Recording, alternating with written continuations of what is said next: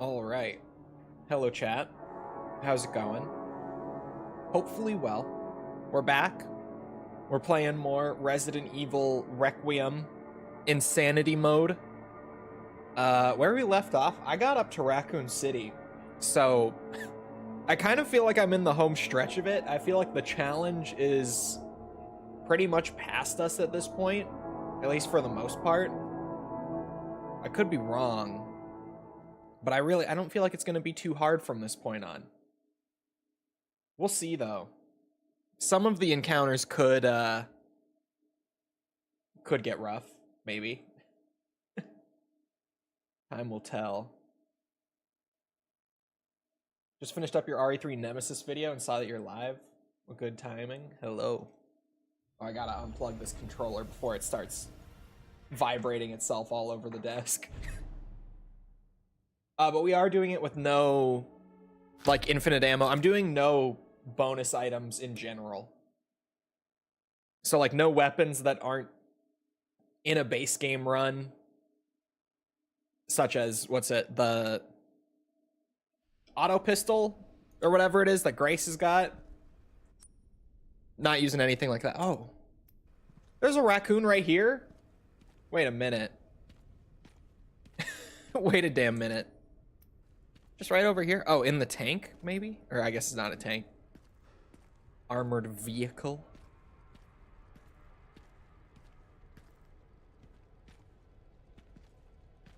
Where is he? He's here somewhere. Oh, it's on the bridge. Right. Okay.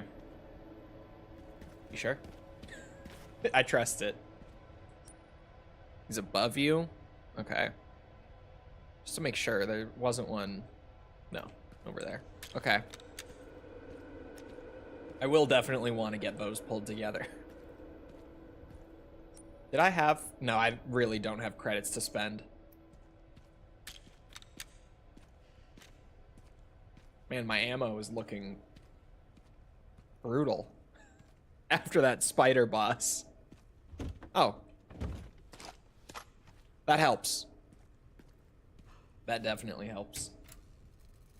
Currently 77 degrees and fucking bright out. What even is it here? It feels nice here today. Oh, that's not here. That's here. It is 45 degrees and sunny out. Which is a lot nicer than 77, if you ask me.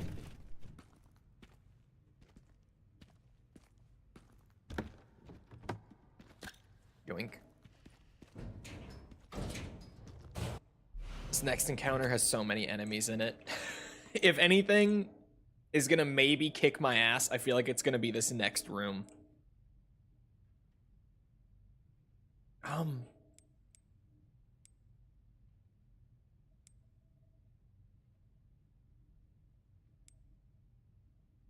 feel like handgun ammo is more valuable even though I'm out of SMG ammo. The machine guns are just not good in this game. Like, I don't know. Maybe the unlockable assault rifle is. But the two base game machine guns for Leon are just not the move. Strange. Where are all the bodies? Yeah, I got the one during the sniper bit. We did get that.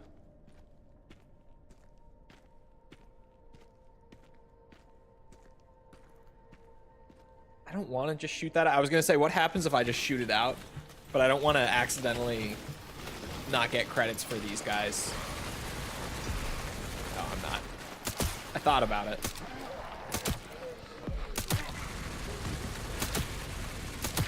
Why is there a BSAA zombie with a gun in here?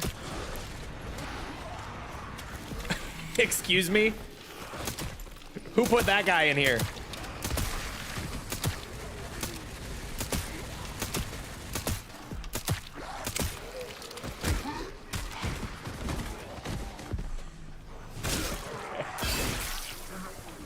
Hold on. Oops.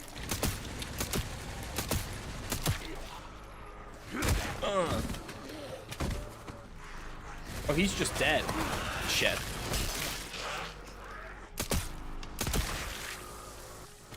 Oh, there you are.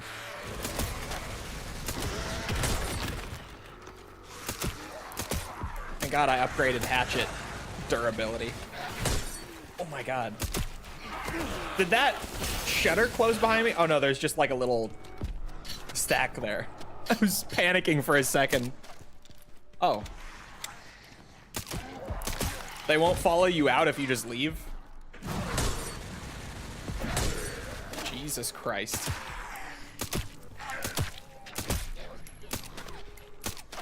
Oops. Light could be helpful.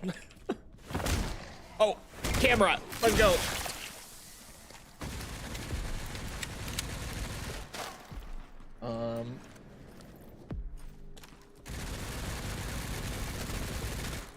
I really don't like that placement at all. About out of handgun ammo and stuff.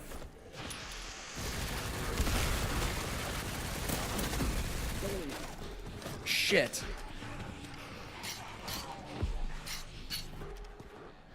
He has a gun too.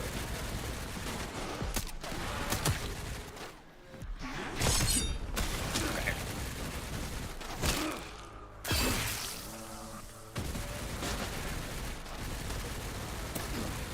Ow, what the fuck? Did I really just take a bullet through that? Okay. I guess I really am just gonna have to use the handgun or the shotgun to deal with him. Everyone keeps saying that the legs stagger faster. I really don't feel like they do. Like, I keep trying it, and I've just never found that in my gameplay. It feels like it still takes like 5 or 6 shots to get them to go down. Yes, 10 machine gun ammo.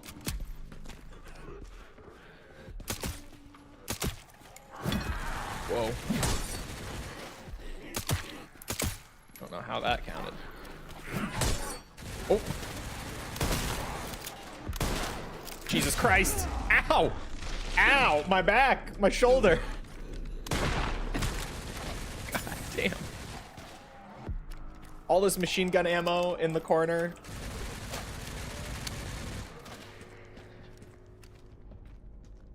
You have to shoot them in the ow hands.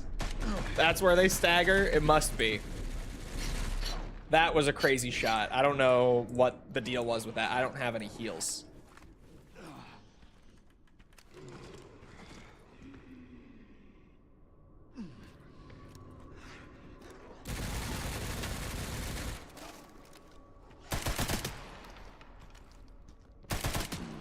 Oh my God.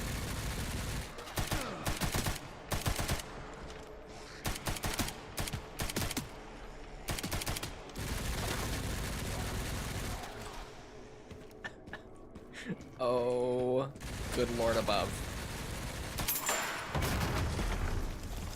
It really feels like I have a better chance just... I really don't have a better chance just running at him, do I? I'm gonna get shot on the way. Okay. That's rifle ammo. Huge. I can make this work. Maybe.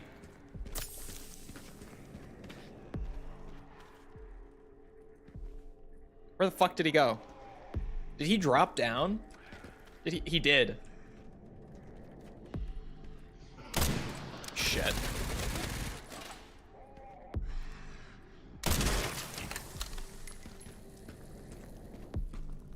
God. Who put that guy there?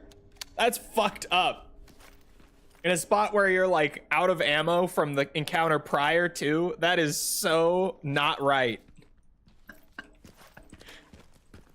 God bless insanity. I love this difficulty. Where was that med injector? I will need that. I will need that. Running out of ammo before shooting down the crate? I guess you maybe could. Even on insanity, you get too much ammo for that to really happen. But in theory, you probably could. if you were just like shooting the fucking wall or something. If you thought that was bad, just wait, he says.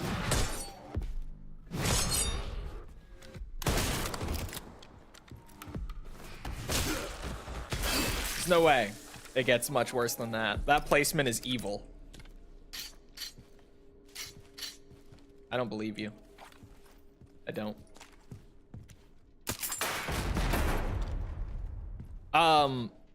Sorry, but for second playthrough guns, I've been running a bit of an interesting combo. Nothing crazy. I haven't tried the New Game Plus guns yet. Whoa, you see how fast those two came out together? That was kind of sweet. That animation cancel. That was cool. I liked that. Silencer 9, as far as I can tell, is just straight up better than the alligator snapper. Shit.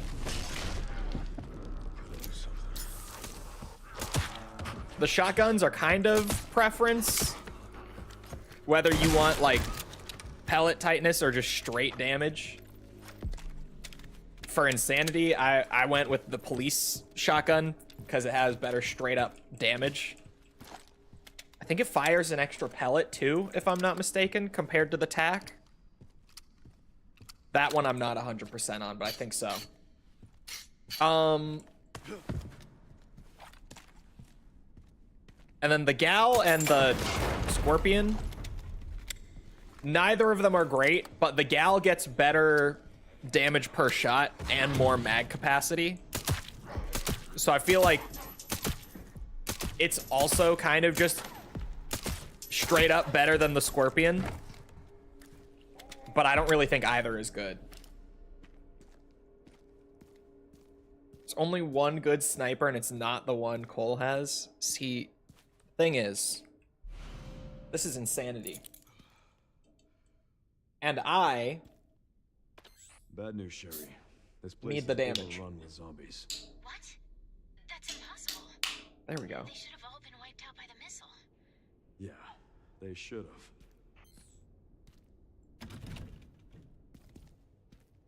Is trash due to being a P320? Mods, ban him. Ban him.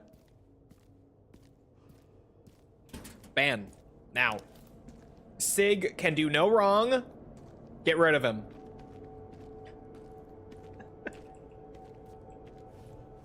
Has both higher damage and fire rate. The other one has lower damage per shot. I did double check it. The bolt action does get higher damage per shot, but I believe only at full upgrade tier. I think other than that, they're basically the same.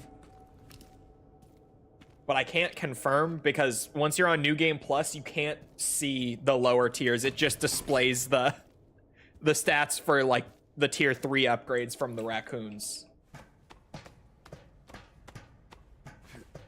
But the bolt action does get higher damage per shot. Somewhere around here. I checked it.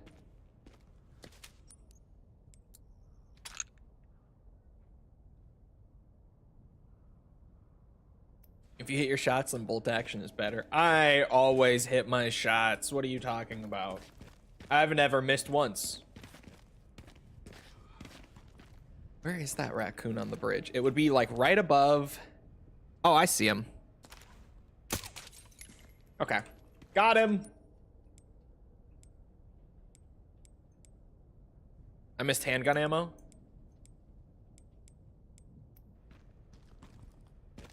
Well, we cannot be having that.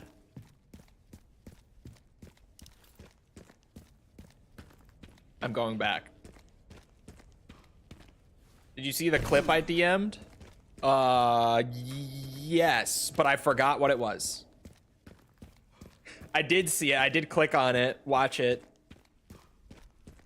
But I have forgotten since what the clip was.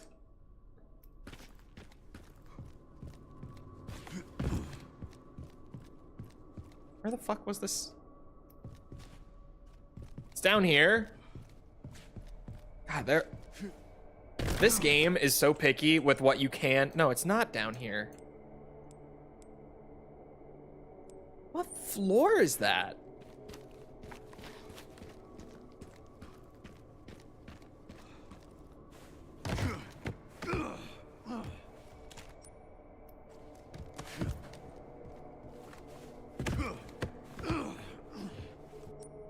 Oh, it's right here. Okay. There's so many levels to this building. I was getting massively confused.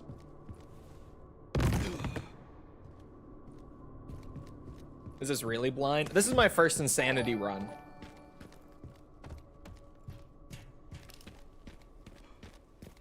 It's a day, not a month, thank God. You guys know what I said to False last night? She was talking about Women's Day, and then after that, I said something that was wrong, and she corrected me, and I was like, no. And I thought I was right, but I wasn't. And because we had just talked about it being Women's Day, I said to her, you know what? You're right. You're always right. Today. After today, that goes away. But today, you're always right.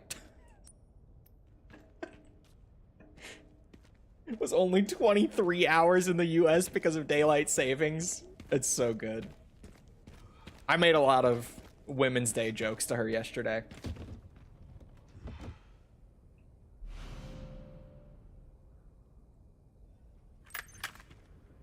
Sherry, I found the distributor. 2 more parts and I can jerry-rig the detonator for that gate. Great. Can you see any more from your Love position? daylight savings, hallelujah. Bro, The BSA yesterday I woke up an hour late, which I thought signal receiver. was just because I was up until like 12:30 the night before. Because of False's stream. But then I realized that it was daylight savings. I didn't know it was coming beforehand. So I was like, oh. No, I woke up exactly at my normal time. Like my body clock is still on, it's just daylight savings. Going to collect them now. I figured it would just happen the one time. I'll look into the BSAA. This morning, I also woke up like exactly an hour after my normal time. And now I'm starting to get a little pissed because if my body clock doesn't readjust, like I have just lost an hour of my morning. And I do my best work in the morning before stream. So I need that hour back, actually. There's a Requiem, Requiem video to make. I got it.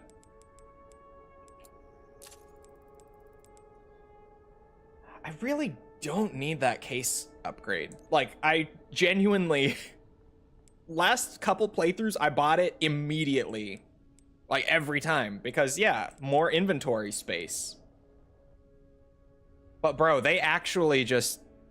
You don't need it. They gave you such a gigantic case in a game where you're not really using that space for anything. Look at my case. I have key items in my case in this game, too. The thing that tracks my currency takes up space. And I still have so much room. I have 5 guns. Like, I don't get it. Why is the inventory so big in this game? Leon's inventory. Grace's is normal. But Leon's is fucking huge. You'd think they'd give you an RPG. Actually, if I did have an RPG, that would appropriately fill up some more space, now that you mention it.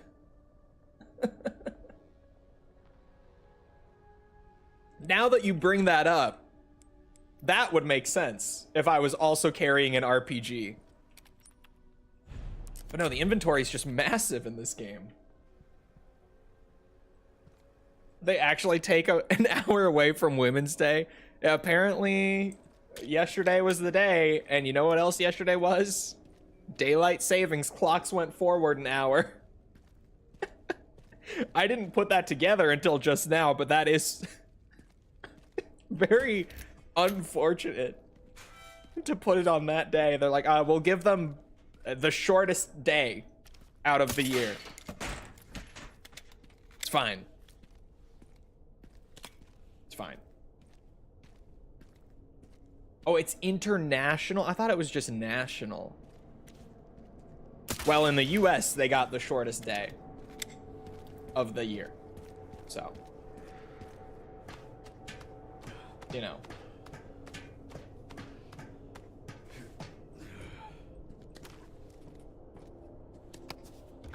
Gunpowder. Ooh. I want that. Let's go. You know what I did do last night for International Women's Day, chat? For my National Woman, singular, I set up Fallout A Tale of Two Wastelands, which, if you're not familiar, is a mod for Fallout New Vegas specifically. But what it does is it merges Fallout 3 and New Vegas into one game, and you can just cross over between the maps and play them both like in one experience. And I set up the server host so that it can be played in co-op for me and False to play it, because she's been wanting to play that for a while. Mostly for Fallout 3. I like New Vegas a lot, but Fallout 3 is her favorite. And you can combine it with the New Vegas multiplayer mod and like set up the server on your own PC and everything for it. And you can play it in multiplayer. So I set that all up last night. I walked around stomping my feet and told my wife I was fine. I have no idea why that would be funny. I don't even know why I laughed. It wasn't funny, you guys. Come on. I remember it being so buggy that it was basically unplayable. From what I was reading, it seems like it's been good for like the last couple years. Like apparently since like late 2024-ish, people were saying it's been pretty good.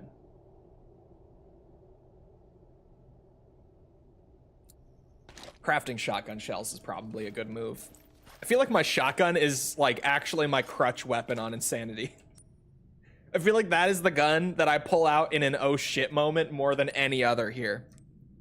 That must be further down, considering that it's appearing only in like the underground map.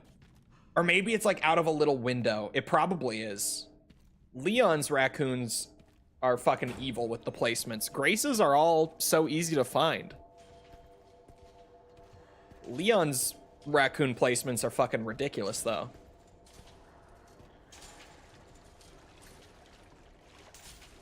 Was it me spinning gobblegums and getting rubber banded around like crazy? Ah! I thought I could still get the stealth takedown. Son of a bitch.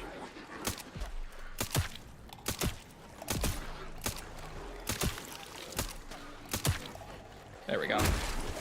Ignore the missed shots.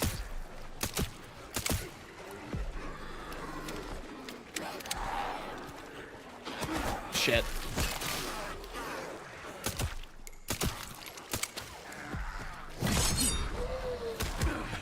My flashlight, I can't see.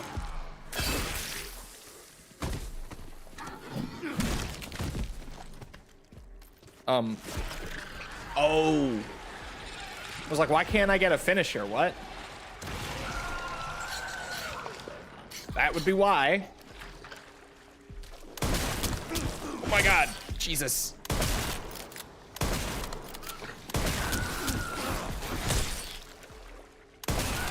Goddamn, go down. Oh no. Oh, that's bullshit. Fuck. Goddamn.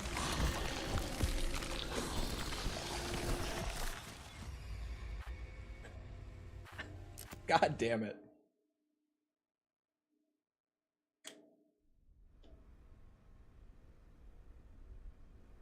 Oh. Really? No autosave between here and there? Weird. Just, I feel like that was a big enough gap that there would have been one, like, right as I got into that room. I never have moments like this playing Leon in this game, where I actually get sent back a couple rooms. That's a strange... And it went to the manual save. Okay.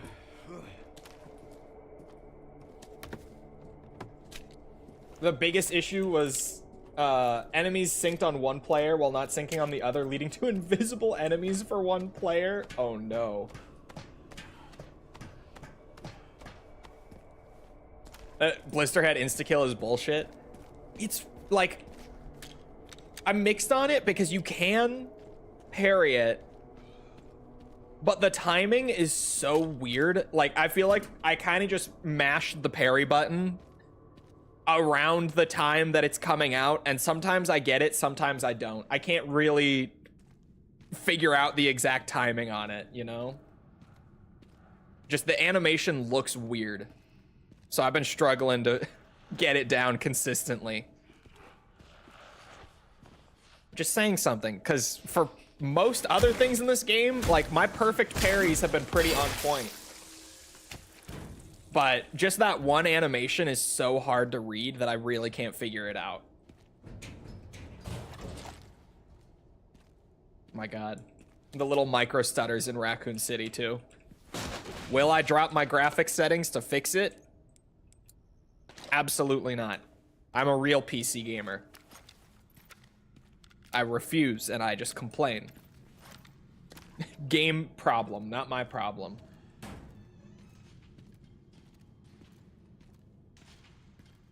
I bet I probably could get to him fast enough.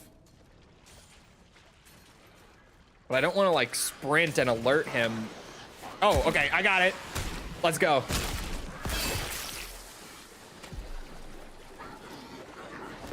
Oh, shit. Damn it. That was my bad, to be fair. Oh, the axe one is right next to me.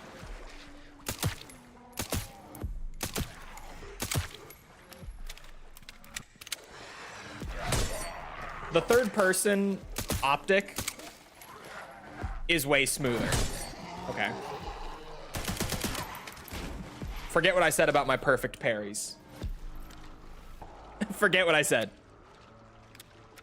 It was a lie. Maybe there will be a mod that removes Grace's sections. I was saying, like, I think Grace's sections are the better half of the game, to be fair. But it's just a preference thing as far as RE goes. I was saying, though, like, mostly for Leon, because his gameplay is so heavily weighted towards the second half. An option to just do a playthrough of only one character's side of the game would have been really nice for once you've already completed the game once. I'm kind of shocked that they don't have something like that, to be honest. Because, like, I've enjoyed the combined scenario. I still do. But for people who maybe just want to, like, replay Leon's stuff, they're just looking for that specific itch. That's just what they want to scratch. That would be a really good setting that I'm kind of shocked isn't here already.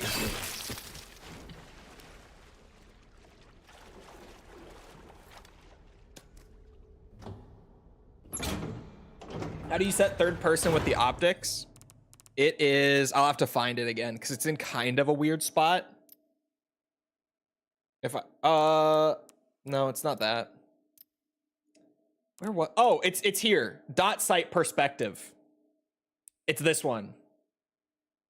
I remember it being kind of hard to find. But if you turn this to off, then when you have an optic on your gun, it just stays in third person and gives you the focus shot immediately.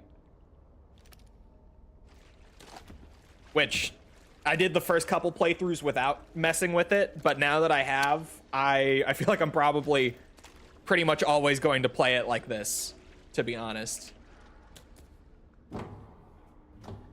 It's just, it's so much smoother. I don't mind the idea of having it pull into first person, but it's just kind of jarring when you're zooming in and out constantly, you know?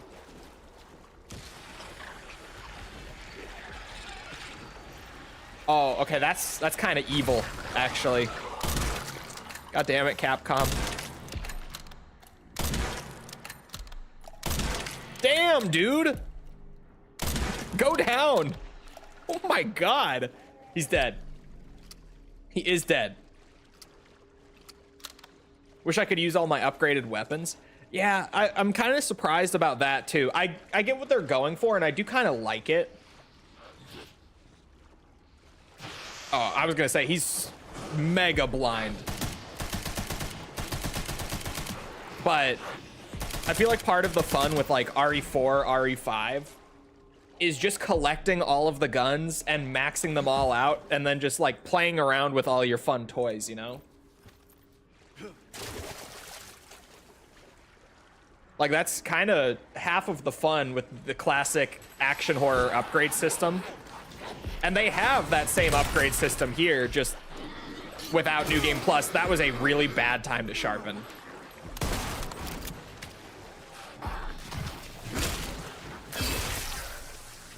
Average first playthrough time is 17 hours. In-game 17 hours? Like the in-game clock?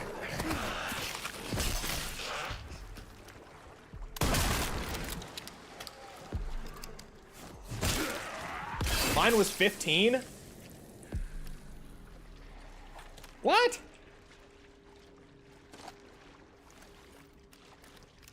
To be fair, the game has an issue with the in-game clock where it's running really slow.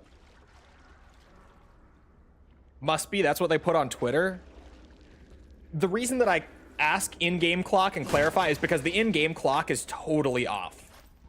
Like, on both playthroughs, I can confirm both. My first playthrough, like, Steam tracks your real-world playtime. So I can tell you, like, I spent about 14 and a half hours on my first playthrough. But the in-game clock said that it was, like, 9.5. It's super off. And then my second playthrough on stream was about 15 hours-ish. That said, like, 10 hours on the in-game clock.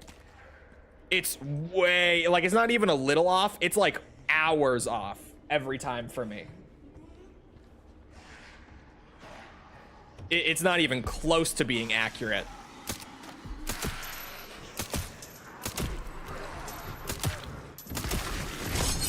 Oh, and I'm off.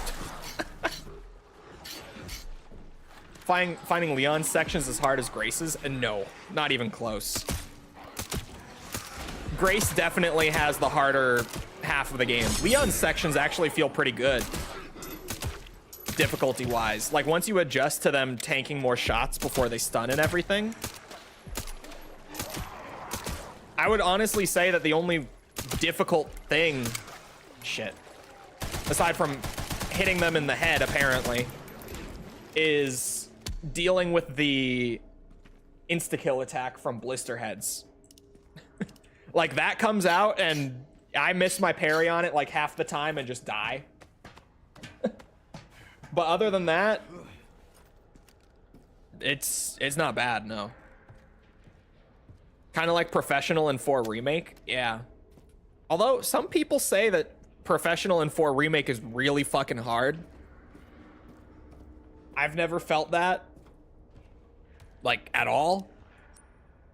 But a lot of people do say that. Like, even some speedrunners in the community say that RE4R's professional mode is, like, super unbalanced. And it always shocks me. Especially from people who understand the game that deeply. I'm just like, I don't know, man. I don't really have issues with it. And, like, you're clearly way better at the game than I am. There's some weird disconnect there. Professional in GameCube is really fucking hard. I never felt like it was that bad in the original either. Because the thing, especially original RE4, what really makes original RE4 easy on Pro is just once you get into that flow of, like, headshot, roundhouse kick, and then, assuming you're not in immediate danger, go and use your infinite durability knife to kill them without any more ammo while they're on the ground getting up. Because it takes them like a fucking year to stand up in OG RE4. They take so long to actually get up off the ground once you kick them. Which is, it's the point, but they definitely made it too easy with the kick in OG RE4.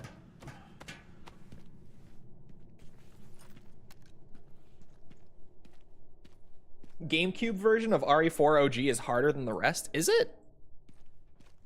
Maybe I gotta play the OG GameCube Professional then. Because I don't think I have played Professional on the OG release of the game. I didn't realize they rebalanced it. It is? Really? Unbalanced doesn't mean hard. No, I'm talking like speedrunners who legitimately don't even enjoy playing RE4 Remake because they say that it's just not fair. I'm thinking of someone in specific, like one specific speedrunner when I say that, but I'm not naming names. Not today. But there's one who straight up like doesn't even want to stream or do content on the game at all because he thinks that the remake is just so poorly balanced and he doesn't enjoy playing it. I mean, they don't enjoy playing it. Oh, I meant to do that.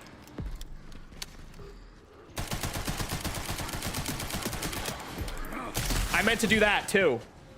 That's kind of fucking sweet that I'm accidentally hitting these. Could I?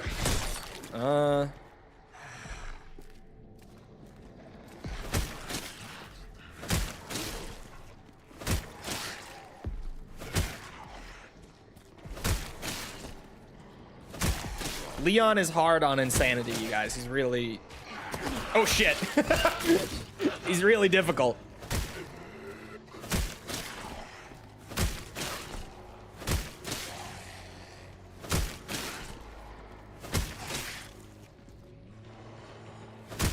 Damn, they do have a lot of health, though. Ah! There we go. Oh my god, I couldn't even finish him.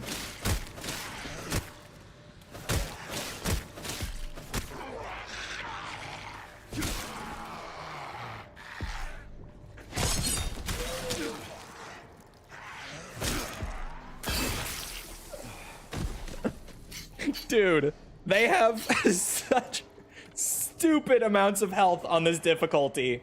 That, like, obviously they tank a ton of bullets, and that's been very clear. But seeing that was, like, next level. That is crazy how much health they have. Oh, I didn't turn it enough to get it to go. There.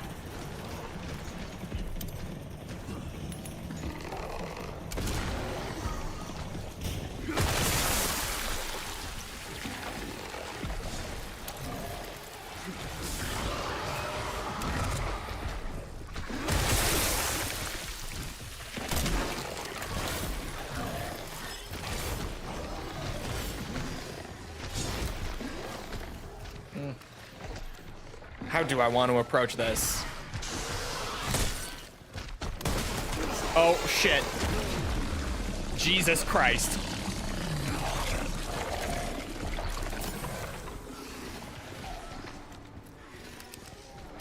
Kind of wish I had saved a grenade right about now.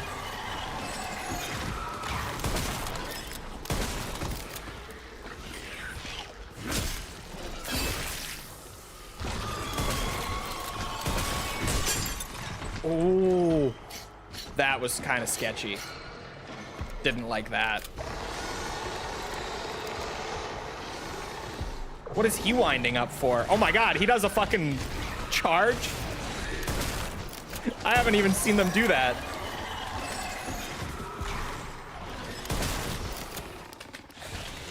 No!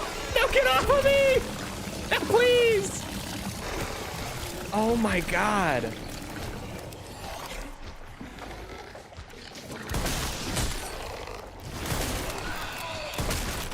Okay.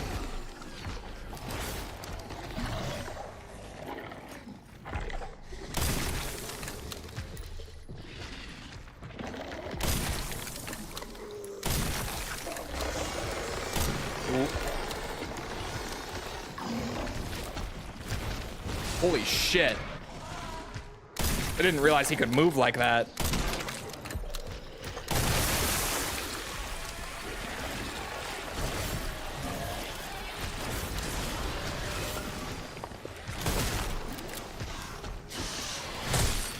Damn, dude.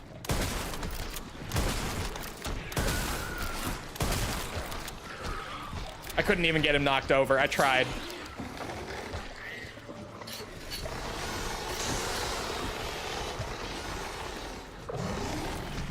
Oh no. Shit. Ah, no. Fuck. Fuck.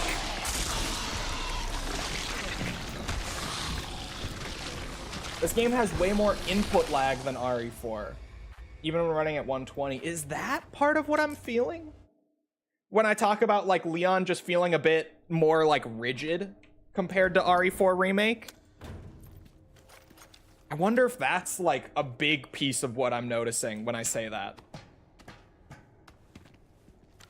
Okay. It might just have to be a Requiem encounter. I was trying to save those 2 shots, but yeah. For some reason, NVIDIA Reflex isn't working unless frame gen is on. That's fucked, because I hate frame gen, so I'm not turning it on to get reflex. Absolutely not. That's just fucked up.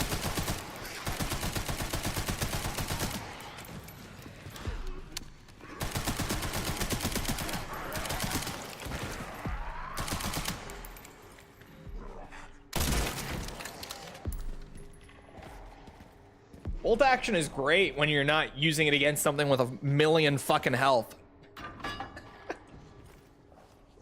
Leon moves like a brick in this game. I mean, it's not even bad. Like, he controls better than most action horror REs.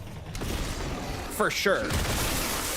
The issue is mostly that he just, like, you compare him to the RE4 Remake. And compared to that, he feels like a brick. But that's because he was so smooth in that game. Oh my god, dude. Can I pop that one? Jesus. I was trying to save a grenade. Thanks for the reviews, my wallaby. Whoa, Crunk sounded so fucked there. I didn't hear the alert sound either. Thank you, Rick, for the 2. Appreciate it. Glad you enjoy the reviews. Oh my god, please let me kill him! Please! Thank you.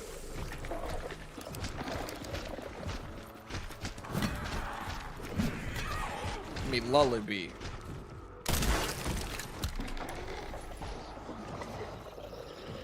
Thank you, Kronk, for the read there. Oh, I heard it. It was just drowned out. Okay, I thought it was actually bugged. Yeah. Okay, here's what. Oh, ooh, ooh, ooh, ow, ow, ow, ow, ow, ow, ow, ow. Get him off. There are 3. Here's the plan, right? There is a plan. Fuck.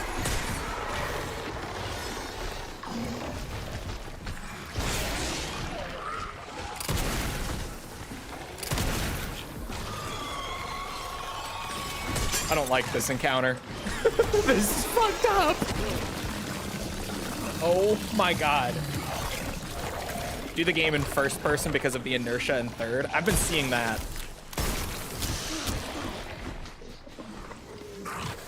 Ooh, ow, ow, ow.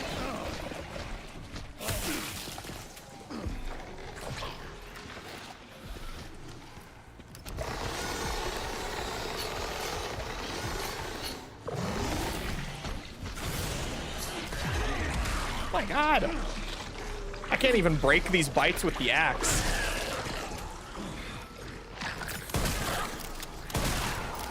Oh, my non-combined herbs. Go down. Jesus Christ.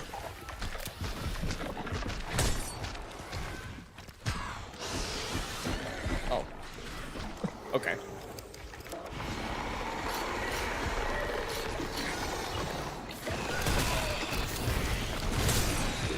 I actually kind of got saved by that.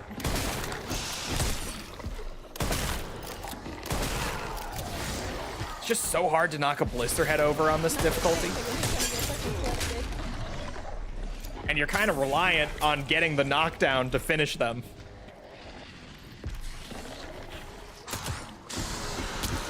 Oh, my axe is broken. Damn it. Oh, no.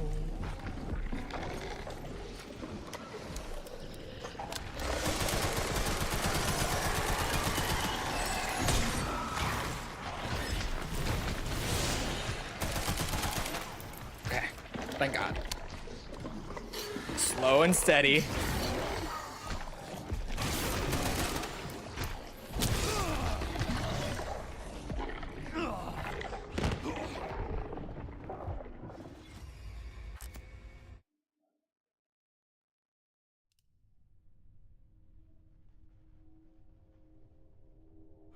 Get the.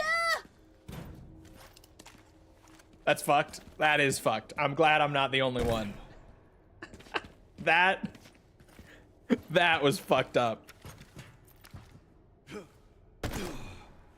You can kill him without popping blisters. It just takes longer. Bro, you see how long it's taken with the blisters? I gotta hit those things. Jesus. Just run past them. But my credits. But my credits.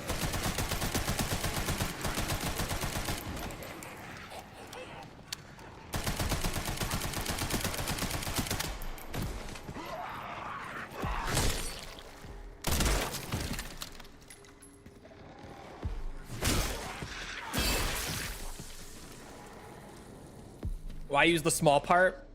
Because the other part has more zombies in it. I'm trying to keep him more isolated over here. More being the keyword there.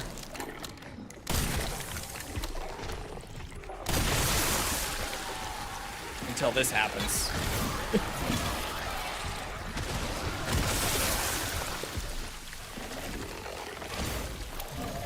This.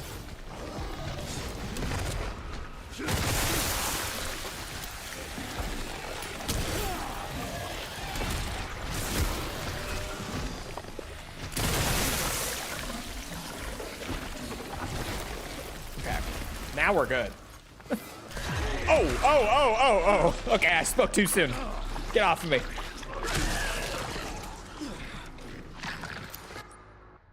I'm gonna combine these in case I need them.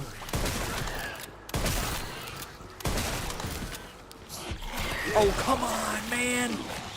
Get the fuck off me. My finisher. Oh.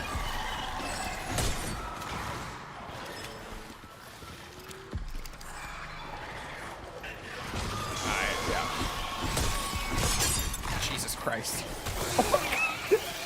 Oh my God! Get off! This is so wild. This is not right.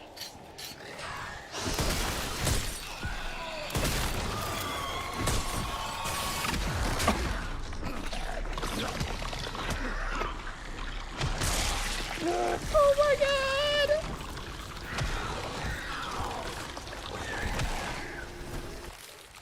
Oh my God.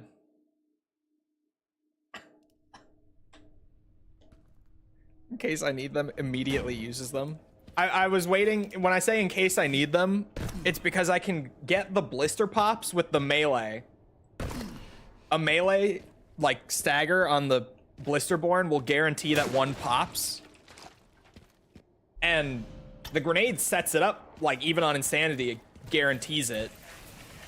But I'm trying to wait until I have blister heads in the room. Because at least then it will also stagger them for a second and help me try to just focus the big guy down. Okay.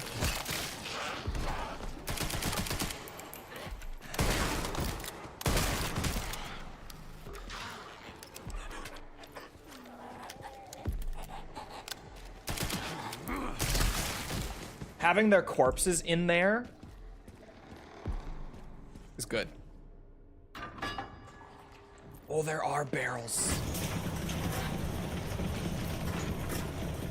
There are barrels.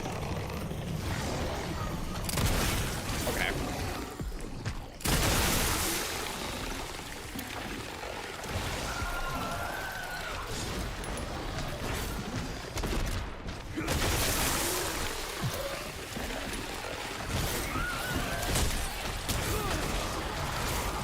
Okay, that grenade just did nothing to him because of his animation.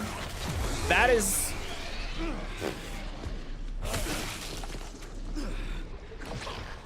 Jesus Christ.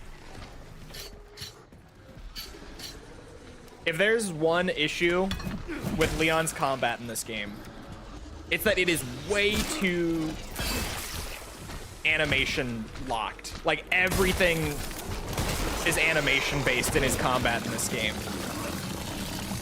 Which is like why I got hit through the pillar before, right?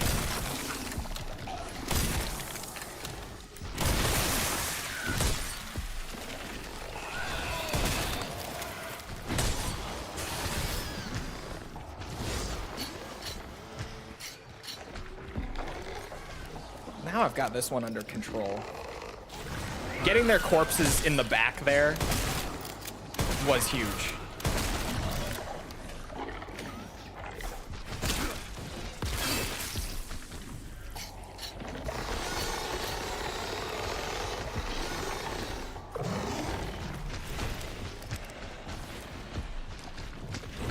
Holy fuck. Man was on a mission.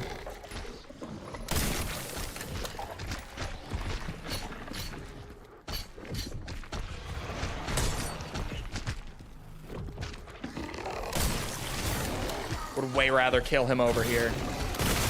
There. No more blister heads. Trying to keep him away from everything that it didn't already spread to. Fuck, man.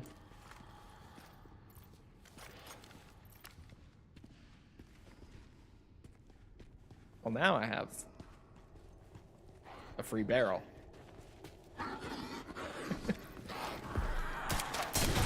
Don't mind if I do.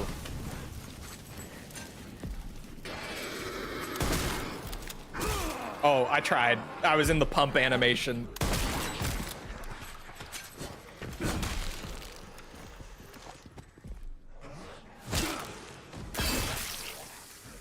Red barrel, 0% run. No barrels. Mama didn't raise a bitch. Who needs a barrel? Oh my god. How did you get behind me?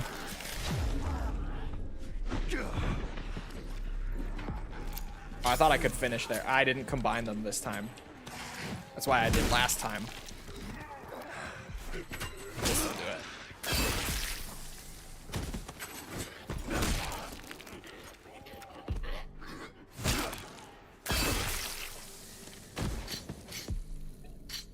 Okay. Oh, scrap. I think I have gunpowder. I do. More shells for me. They're like my main ammo source on this difficulty. Oh, med injector. Get my +1. There we go. Well, that was a lot.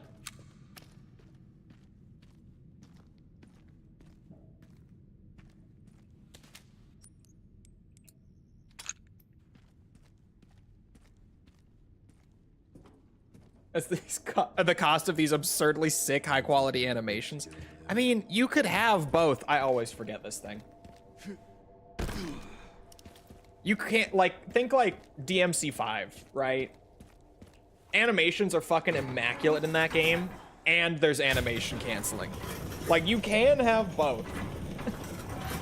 The no animation canceling is just an intentional design decision.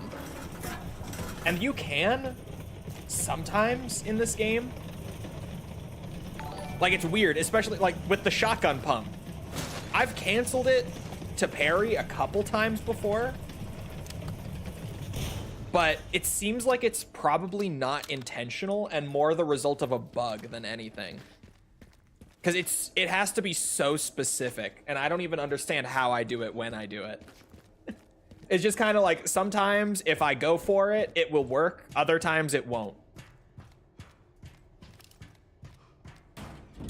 Manifest RE9 Mercenaries. I would like a Mercenaries mode. Mostly so that I could spend like 20 minutes in a video talking about it and then get comments about how like half of the DLC video is dedicated to Mercenaries. Because some people get fucking pissed about that. But hey, when they put in so much work into the Mercenaries, I gotta talk about it like in detail. I can't not. 6 did have insane animation cancels. I don't know if I've ever come back for that crank, to be honest. Have I? Like, I'm kind of just now realizing that you get the crank way later, and I'm not sure if I've ever brought it back. Mercenaries is a must. Yeah, my thing is, like, if they were gonna do it the way that they did with RE4 and Village, RE4 Remake, that is, like, we would already have a Mercenaries announcement, and it would be coming out, like, at the end of the week, if the timing were to stay consistent. I think I left some stuff back here. It's got ammo in it you didn't last run. I didn't think I did.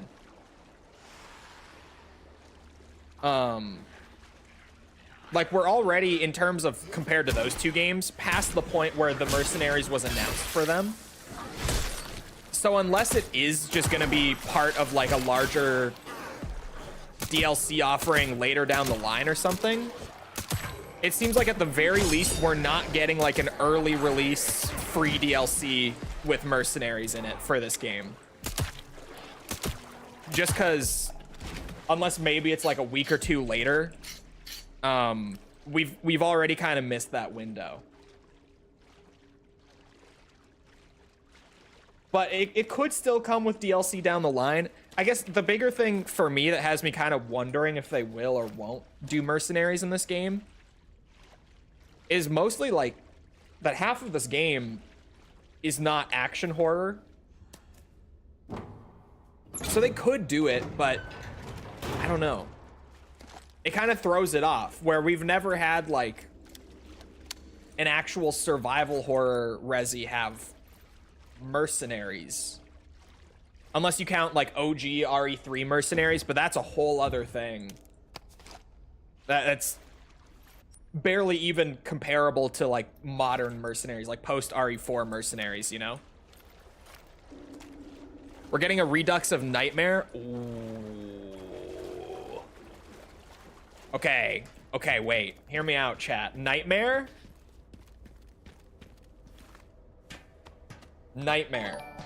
should come back. That, if that had like more maps and even like a couple more guns, that would honestly be my favorite version of Mercenaries. It's so fucking fun.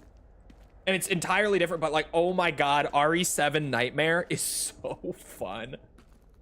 I wish that there was more to it, because the core of it is so fucking good. But there's barely any content on offer with it. It sucks. I would love more stuff like that.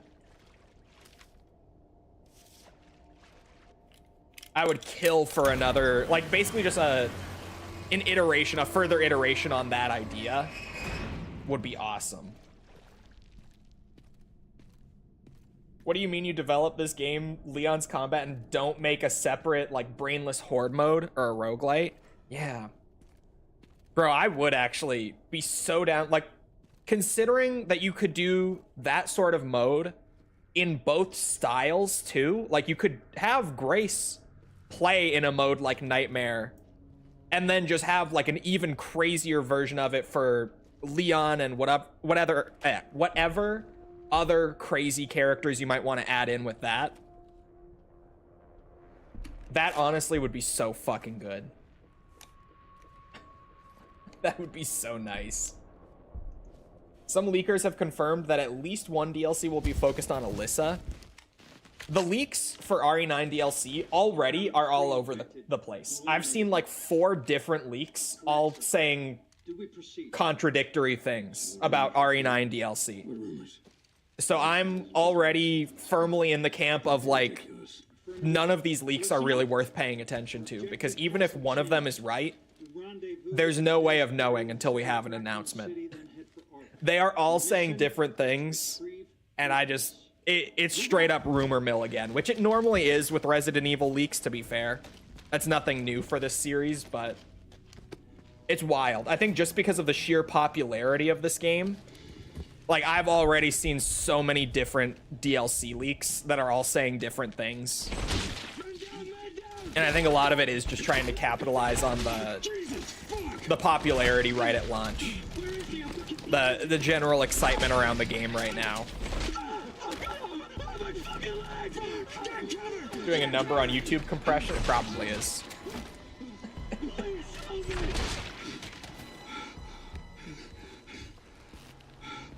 I think the Hunk fight was good, to be fair, but I think he needed more health. I think he goes down too quickly, and it makes it kind of hard to get like that full back and forth feeling with it. Like compared to 4 makes Krauser, which is basically like the same fight, if we're being honest. A, you get to fight him twice, and B, both of those fights last longer because he just has more health than Hunk does. I think, honestly, if it just lasted a little longer, it would be perfect.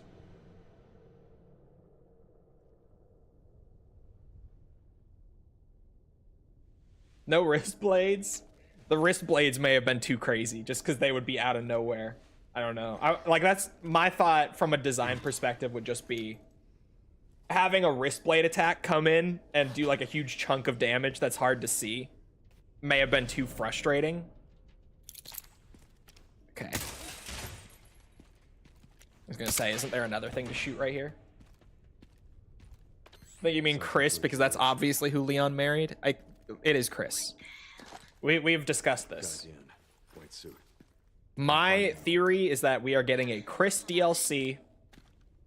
He's gonna take his glove off right near the beginning. Identical ring to Leon's. It's the same ring. So there are ghosts involved with help. And that's where they're gonna confirm it. That is 100% my theory. It's Chris and Leon got married. They're gonna continue the Redfield bloodline together. They'll figure it out. They're gonna figure it out.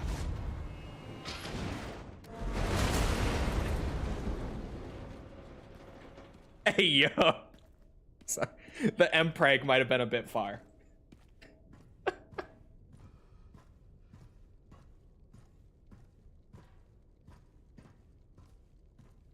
No ranks, no new game plus, and just a few unlockables. Do you see it as a downside?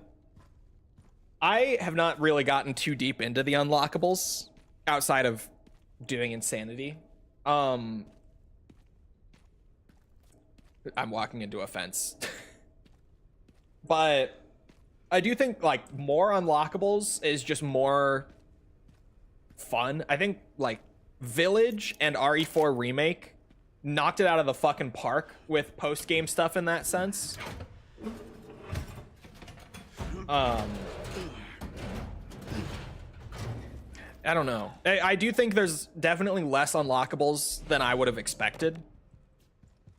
Especially for a game that is effectively 2 RE games in one.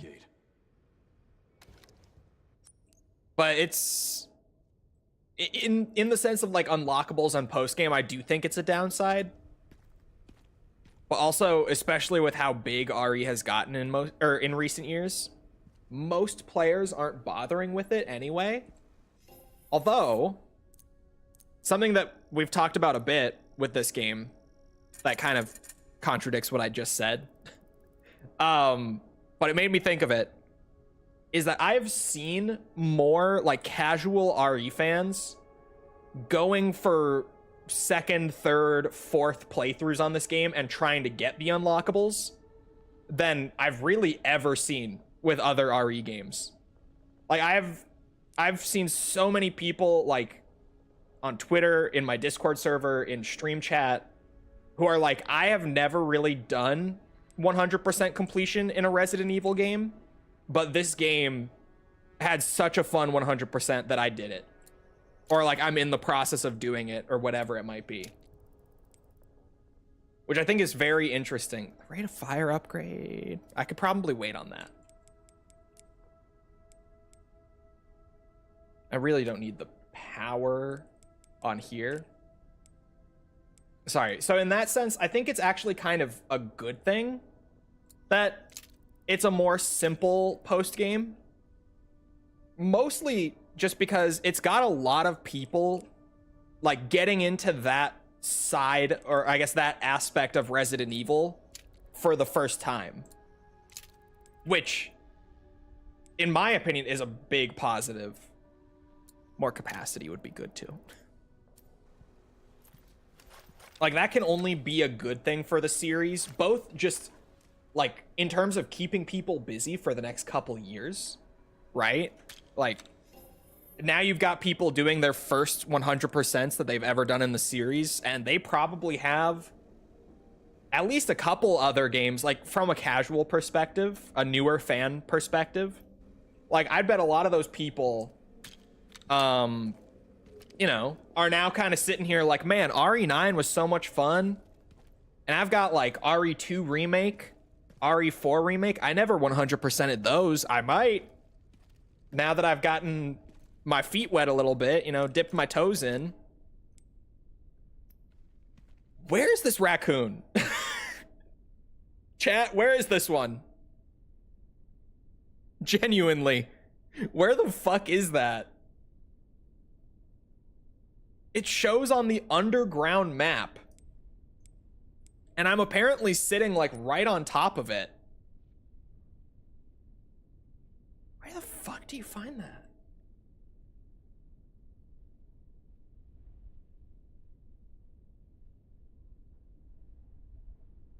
I want to just say I have 4 messages that YouTube held like for approval.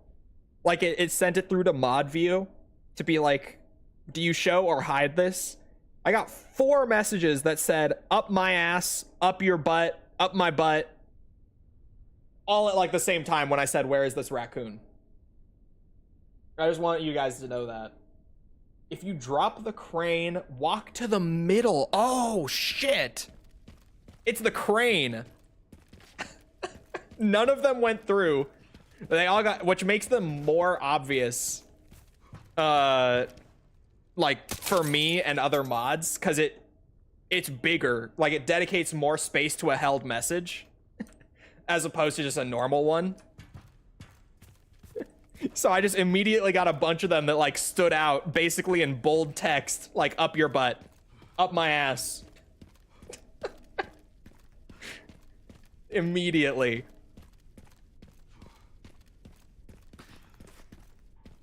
I did the other way. I'm going back for this scrap because I do have gunpowder for it.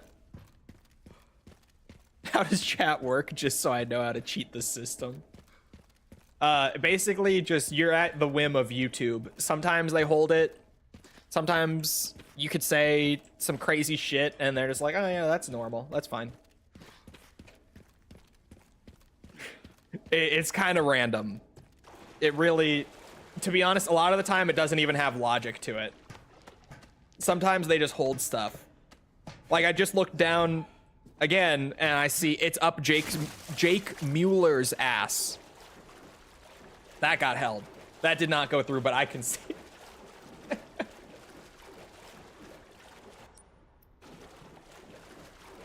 Scrap. There it is. Worth it. The shotgun really is like my crutch weapon for anything that doesn't go down easily. So I want to have all the shotgun shells I can.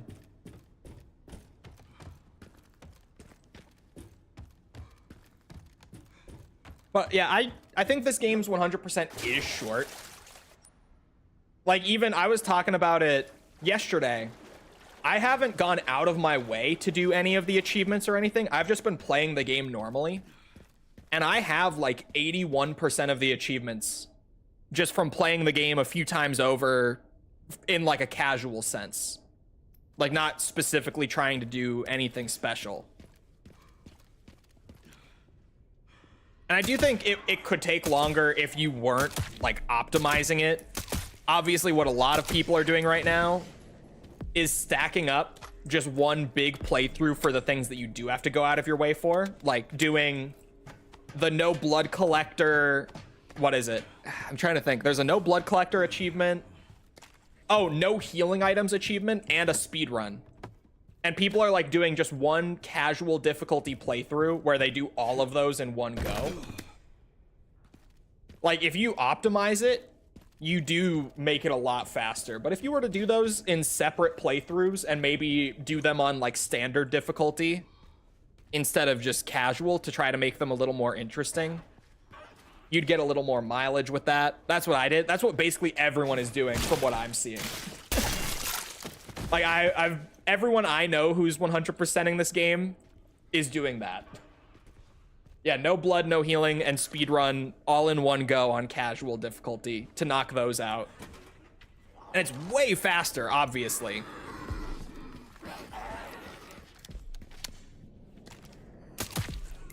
But I don't know, maybe when I do, like, buckle down and do all the achievements, I might do those as, like, separate standard playthroughs just to try to squeeze more fun out of the process of it. Because obviously it will take like 3 or 4 times as long. But I'll probably get more enjoyment out of it, to be honest.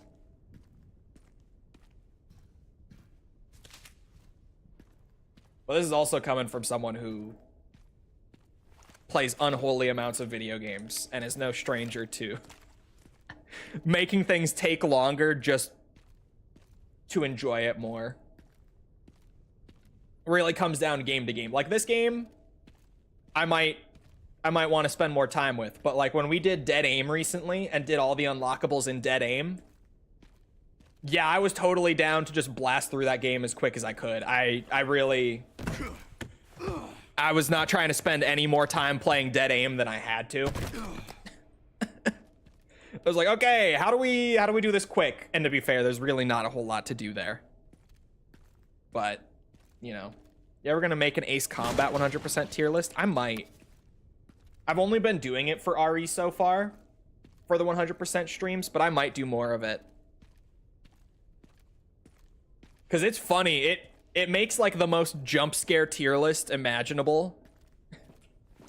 Like, every time I've pulled up the RE 100% tier list, someone in chat is like, what the fuck am I looking at?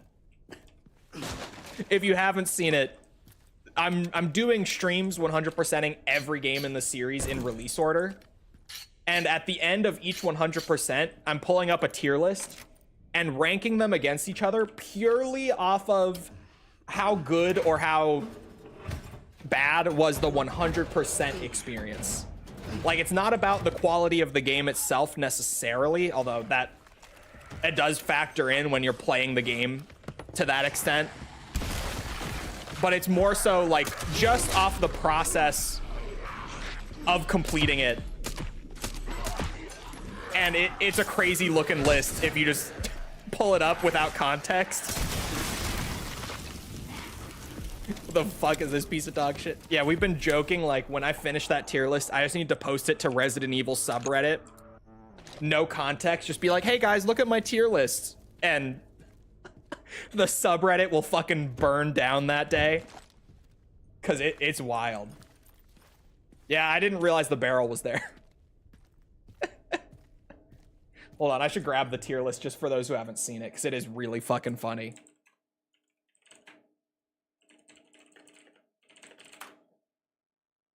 It's only like a third of the way done currently.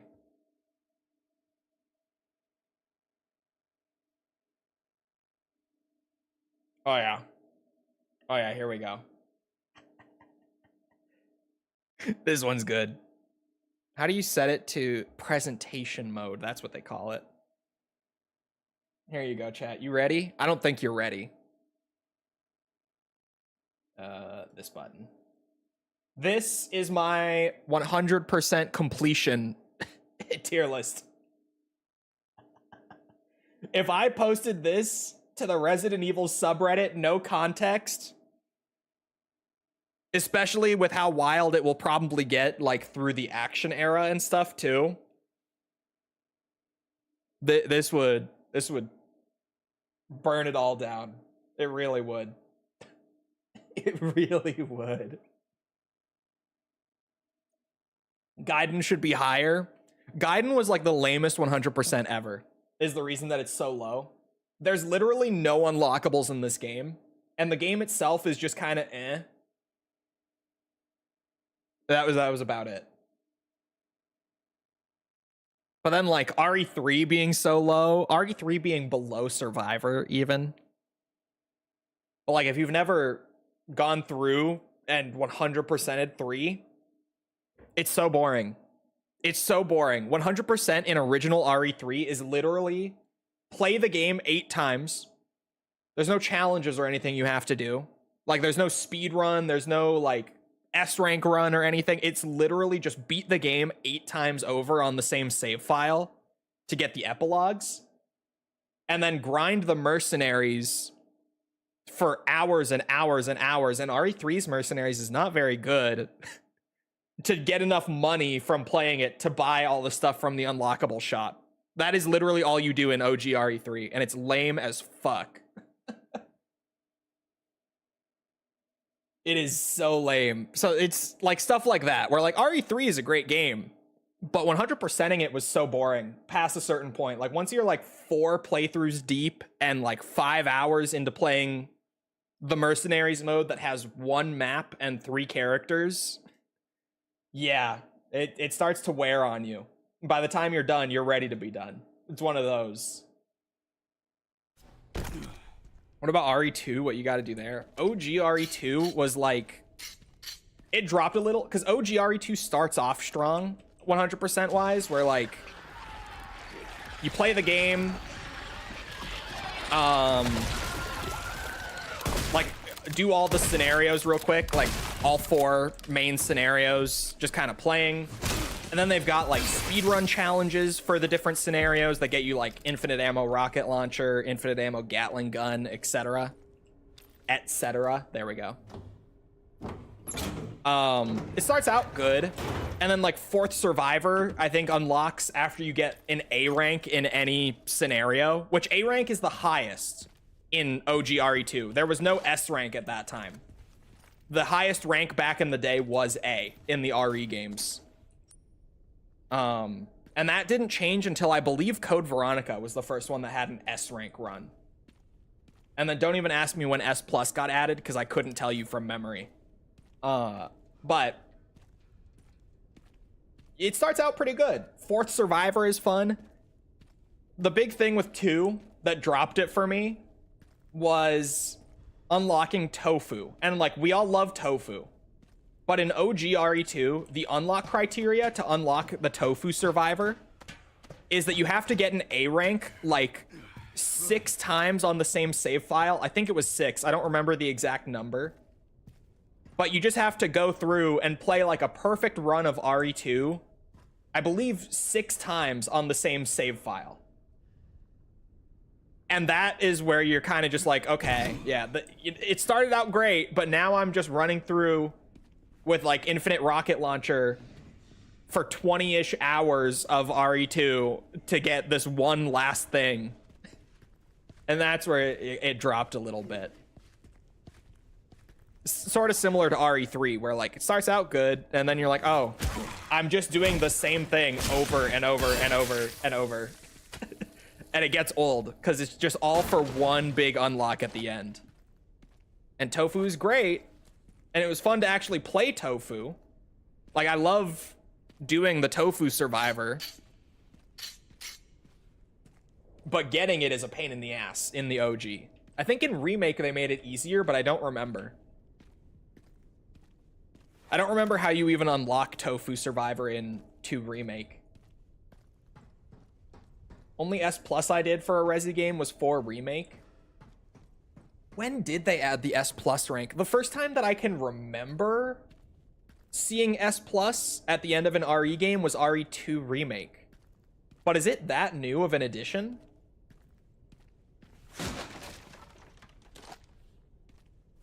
Tofu secret boss, bro, that would be so good in Requiem.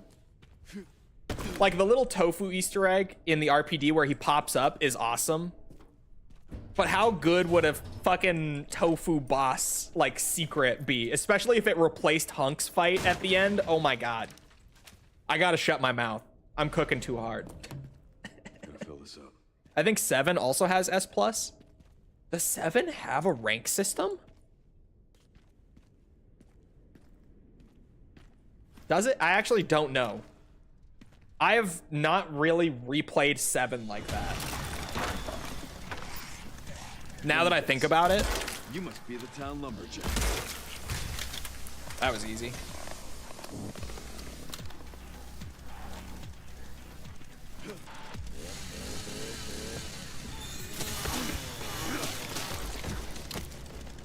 But speaking of those classic games, I've been setting up BioRand in my free time.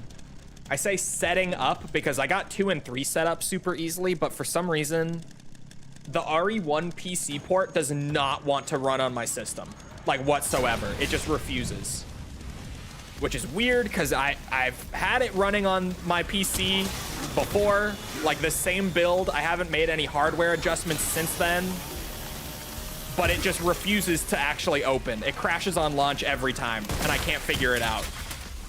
I spent like maybe an hour and a half troubleshooting it, like reading forum posts and stuff, and I can't get it to work.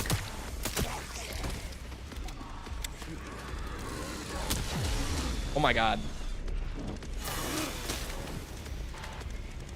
Which is unfortunate, because I would love to do OG RE1 randomizers, you know? Like, OG RE1 is probably, well, yeah, RE1 and 2 are probably tied nostalgia-wise for me. I was gonna say I'm probably the most nostalgic for OG RE1, but it's a tie between OG 1 and 2, in all honesty. Oop, oop, oop. Don't grab that chainsaw. Okay, she's not, actually.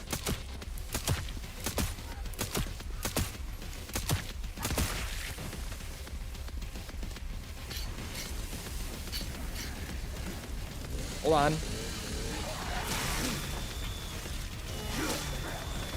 There we go.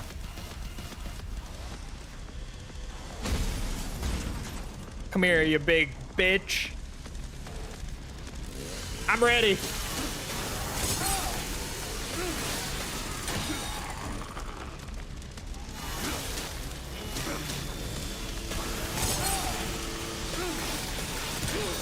I don't have Requiem ammo this time.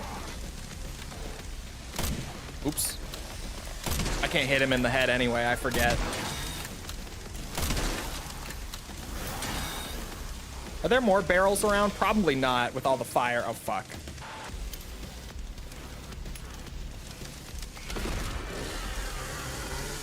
Oh, fuck. Okay.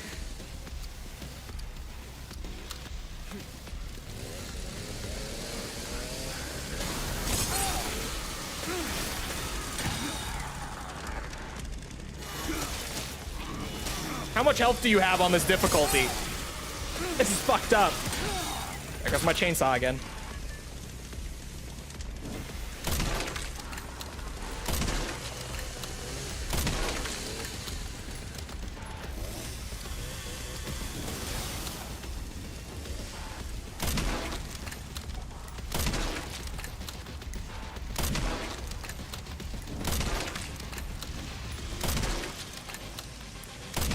Honestly, this gas station fight is one of the best in the game, too.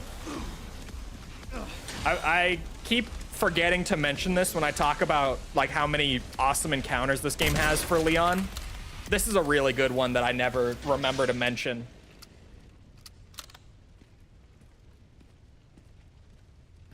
Aye. Okay. My gas. That's what I'm here for. I almost forget. Bro was in the Chainsaw Olympics.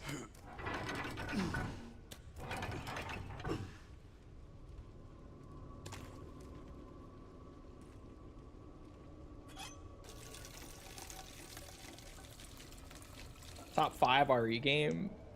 Maybe. I don't want to jump on the recency bias too hard. I know for me personally, it definitely doesn't break my top 3. Like, I can say that for certain. 4 and 5, I would probably have to think about. I still feel like it's too early, to be honest. You have ray tracing on? Yeah.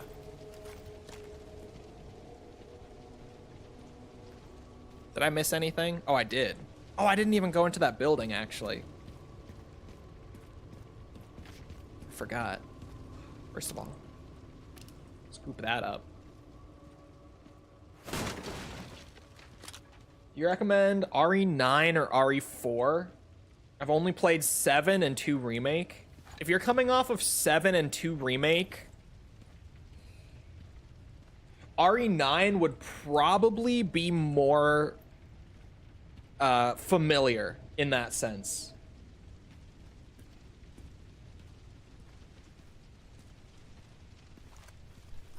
So maybe RE9, although RE4 will be totally different from those two games, but also amazing. So it's kind of hard to say, to be honest. Ray tracing is broken for me in the RPD. Oh, really?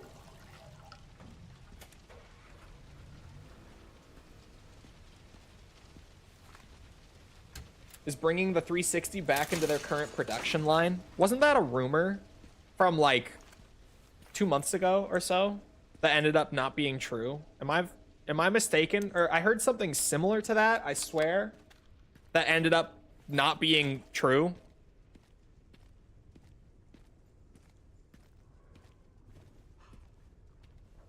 Chat, am I crazy? It was a rumor from months ago. Okay, that is the one that I was thinking of. Hot take, RE4 is a bit too long. It's great, but it drags a bit. That's an issue with both RE4s. In slightly different ways. The remake is definitely better in that sense. The remake is much more well-paced, especially near the end. But OG RE4 had the same problem. It's definitely an issue that both of them have. Especially the original. More so, the island in the original is fucking brutal to get through. Every RE game sounds like it drags a bit. To be honest, it's not even that a lot of them drag. Some of them do. Like, OG 4, 5, 6. 6 drags harder than most games that I've played in my life. Holy fuck. But it's what you typically hear more of with RE is that the later half of the game is almost never as good as the first half. That is like an issue that RE has had since OG RE1. And like, it's so shockingly consistent too. Yeah, I don't think RE9 drags like at all. At least personally. I know some people think East Raccoon City, this area, drags on. I don't feel that way, to be totally honest, but a lot of people do. RE just has more of an issue with like the second half not living up to the first half, which I think still happens with RE9. Like, I don't think there's a bad area in RE9 other than maybe the RPD, but I don't know. Yeah, maybe the RPD. I talked about that a bit yesterday, and I felt like I was kind of crazy for saying it out loud, and I still feel kind of crazy saying it out loud. But most people in chat agreed that, like, Orphanage aside, the RPD is probably the area of the game that is just, like, the most lacking once you get past the nostalgia of it. Because, like, that first visit is awesome. But then once you replay the game, you are like, man, nothing happens in the RPD. Like, nothing at all is in this area aside from the tyrant fight. And even then, only the first half of it is actually in the RPD, but I would still lump them together.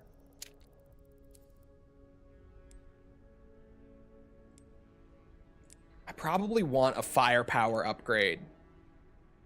for the rifle. But I probably also want it. Oh, it increases both on the gal? I'll get that. I'm curious about that, actually. Also very short. Yeah. Just starting a new one halfway through. To be honest, it does. And it kind of works. Like, to be totally real, it genuinely does kind of work. But, yeah. Definitely just like across the franchise. RE1, Spencer Mansion, fantastic. Then you go to the guardhouse, still pretty good, not quite as good, but good. The guardhouse is good. You go back to the Spencer Mansion a bit, fantastic again.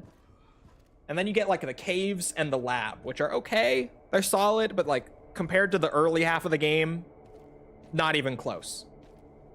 RE2, RPD and stuff, amazing. You go down into the sewers, the lab, it's still good, but it's not as good. RE3, downtown, up, down, amazing. Clock tower's pretty good. Past the clock tower, it drops off a good bit. And like, it's so consistent. RE4 has the island. RE5 has everything past the village. RE6 has... Well, to be honest, RE6 doesn't really drop in quality much at all. It just kind of drags ass because it's like 35 hours long.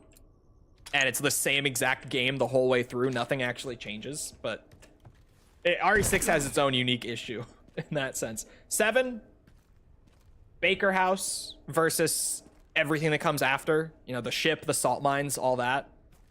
Village. The initial village and castle bits compared to like the water area, the dollhouse, the factory is good, but not as good. 3-make gets better later, you think? I feel like the beginning of 3-make is still better. I do think, I know saying anything good about 3-make is like inviting conflict. I'm well aware. However, I think the latter half of 3-make is way better than the latter half of the original 3.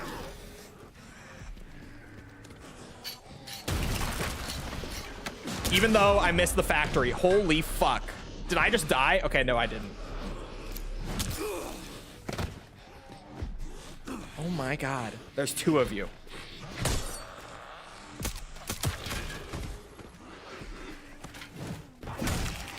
Oh, don't grab me. Thank you.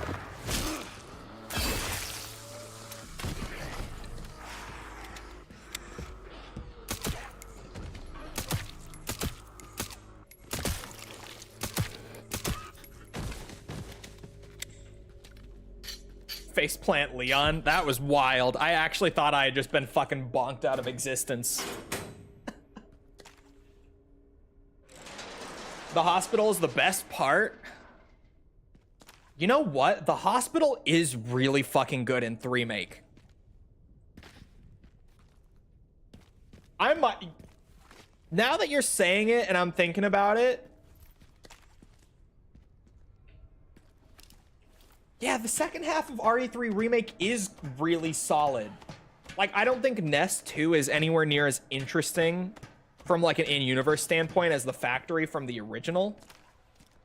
But gameplay-wise, it's paced really well.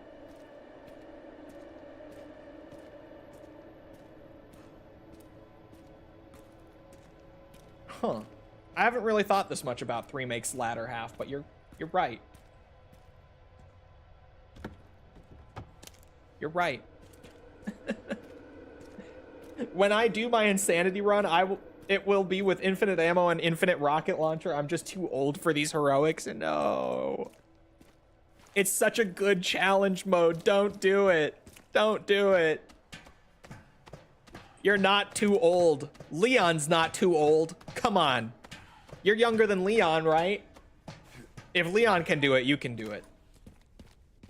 Bro's, what is he, 49 in this game? I think 49, if I'm not mistaken.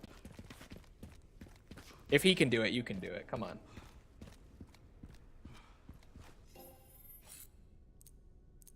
$51? I think he's 49, isn't he? Hold on. If he's 21 in RE2... Yeah. Yeah, he would be 49, right? He is... Yeah, that's right. That's right.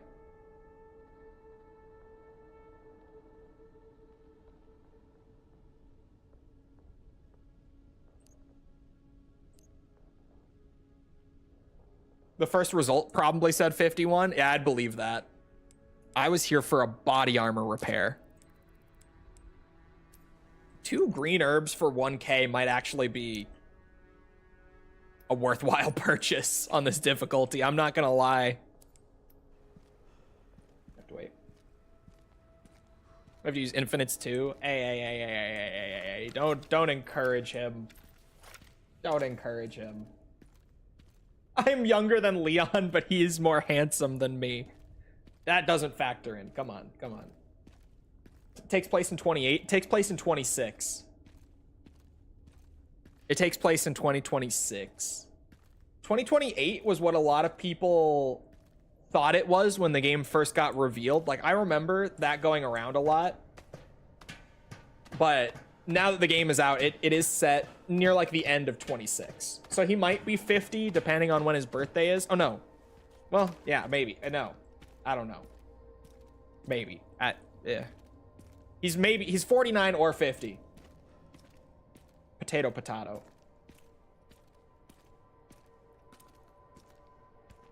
There's my doorway. I was reading chat too much.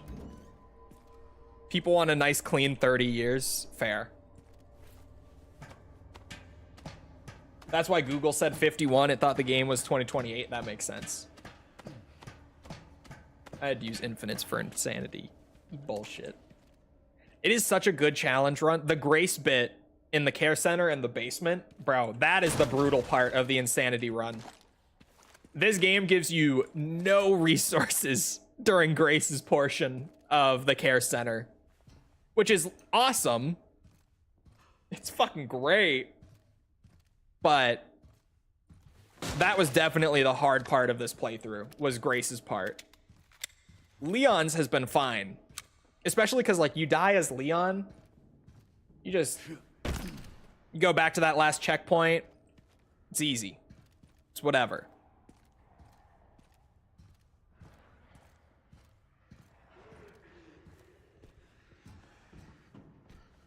Getting the gun was hard. Yes. Just even getting the first handgun as Grace in the care center. Because they move it to later on. Which is fucking evil.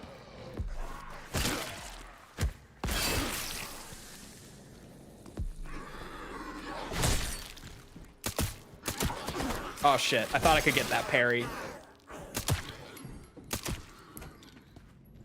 See, I could have, oh, okay, I was slow on that. Well, reaction time.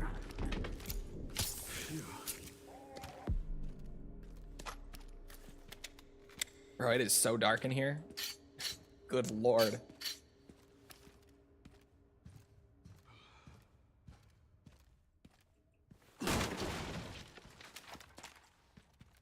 How amazing Grace is as a protagonist. Yeah, I really like Grace. And weirdly, I've already been getting comments on older RE retrospective videos from people who do not like 9. Seemingly. I'm not sure if that's from like playing it and actually not liking it, or just, you know, new game bad. Like that side of the internet. But weirdly, like multiple different commenters have already commented on older RE retrospective videos. Like if they disagree with me on something, they're like, oh, I bet you love RE Requiem and Grace. I'm just like, huh? That has nothing to do with my thoughts on, I don't know, RE5. Or whatever it is. I don't remember the specific videos. But weirdly, like, that like, liking Grace as a character has already been brought up as like a, I guess, gotcha on older RE retrospective videos. I'm like, I do like Grace. She's great. I don't get it.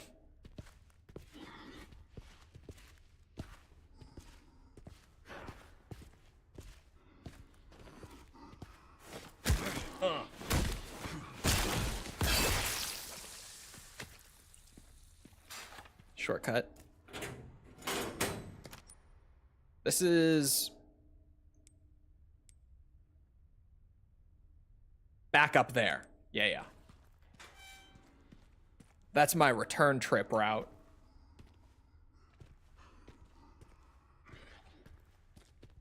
Just want opinion, or sorry, just want attention from the opposite opinion. It's true. It's the internet doing its thing. There's so much contrarianism on the internet, especially within like fandom discussion. And it's not even just a gaming thing. I feel like that is legitimately just an internet thing.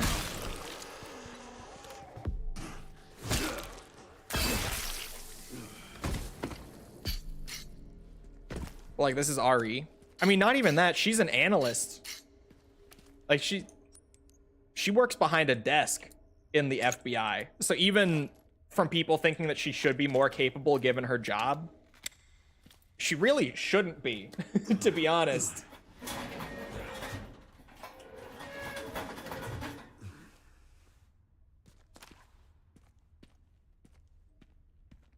Chicken shit as they come. Bro, she's a desk worker in the FBI.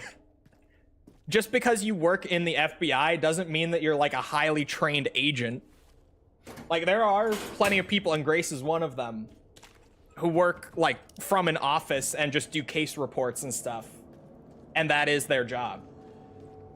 Even the fact that Grace goes out into the field at the beginning of the game for an investigation alone, like, that honestly is the biggest leap in logic with her character, given her position out of the whole game. Like, she would not get sent on site with no one else accompanying her, given her position. People think I'm a badass combat trained guy because I was in the Navy. No, I was a mechanic. Yeah. Trained to at least use a handgun, and she can barely do that. She is great at using a handgun. I don't know what you're talking about there. Like, that is her one thing that is super consistent, is that you can see in her animations that she's very familiar with how to operate a handgun. Her choice of handgun is the questionable part. I don't know why the fuck she uses that thing. Like, the game says that she chose it because it's compact, but I mean, it is compact, but it's a piece of shit. I don't know why she chose that as her carry. Oh, yes, I do. I remember being confused at first, but then you see in the flashback segment that it was Alyssa's carry, and she kept using it after she died. It was a monitored crime scene with police. It had one officer standing outside. It was hardly monitored. Like, that's what I'm saying. That whole part is what's it? That whole part is the silly part in terms of like plot. It makes it seem like she's been set up like by someone from the connections to get lured there. But then at the end of the game, the director who sent her is still there and just kind of acts like nothing happened. Or happened, sorry. It's just like, huh? Because it really seems like it was sort of set up to lure her there. But then apparently not. I'm surprised they didn't do anything with the hotel. I mean, abandoned buildings in a city like that aren't too unusual, especially ones that like burnt down and just no one bought up the property to fix it up. It happens. In some cities, they would just at some point fund like a city project to tear it down, but That director is the true RE9 villain. It really does seem like he sent her in, like intentionally, like he was in on it. But it's weird, man. It's really weird.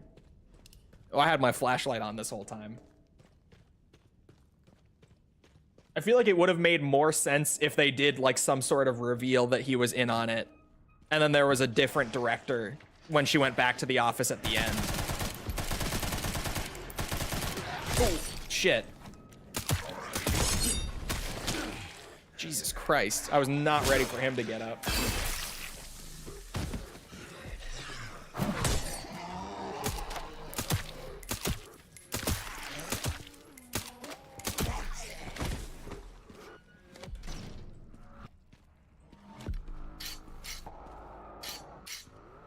Counting on a lot of luck that he would send Grace. That's kind of the thing. Like, that honestly is probably the silliest leap in logic in the game.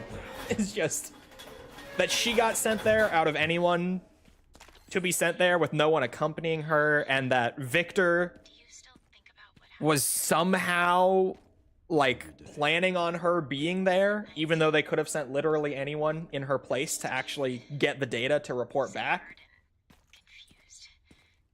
And that there was only one police officer there, just kind of watching the back alley entrance when there are so many other entrances to the building. There are so many things there that are just like, what? It's not like they sent her to infiltrate Shadow Moses. Yeah, but I'm saying, like, there was no one there. There was, like, the one police officer who was watching the most roundabout entrance. You know how back she goes into that alleyway before even finding the back door of the hotel? One of those contrivances they didn't really think all that much, like good enough. Yeah, it comes off that way when you really get down to it. But it really is like, as long as you get her there and you get the horror thing going, it works. They're saving the he was in on it twist for DLC. No, they're not. There's no way. There's no way that they save it for DLC. Like, in the DLC, they somehow reveal he was in on it. I don't believe it. I could do the skyscraper bit now, but it kind of loops back so nicely that I'd rather go do the BSAA bit first.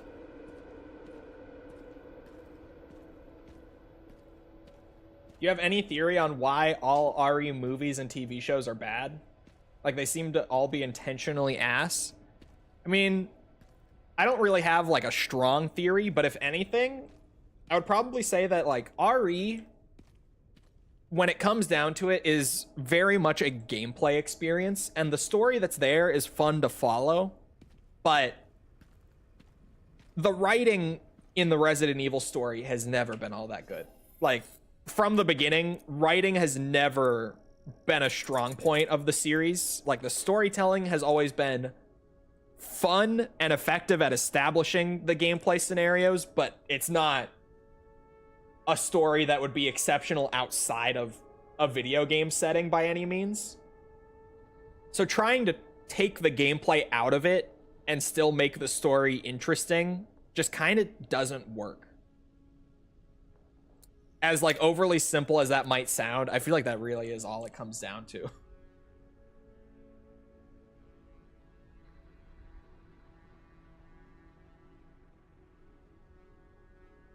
You can get some Requiem ammo in a box near the BSAA agents. I don't think I did get that. I'm gonna upgrade the firepower on this.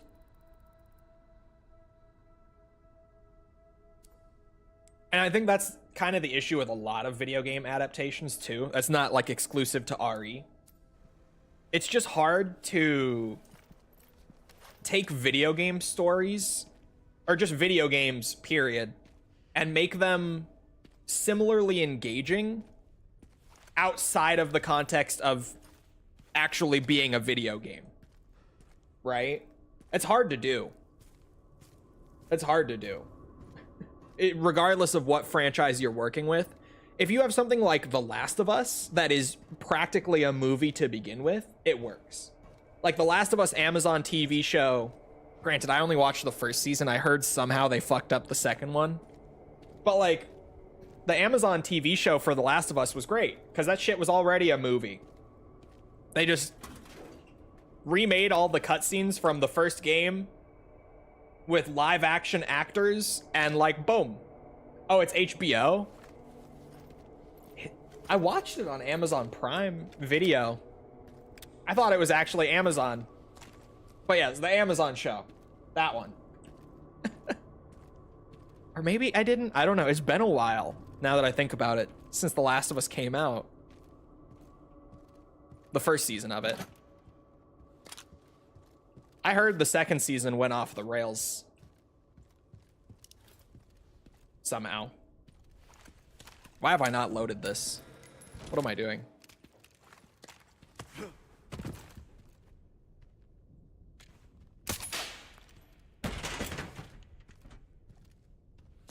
Oh.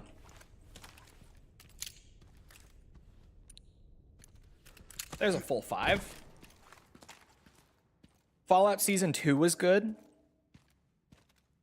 I gotta get back on playing Fallout 1.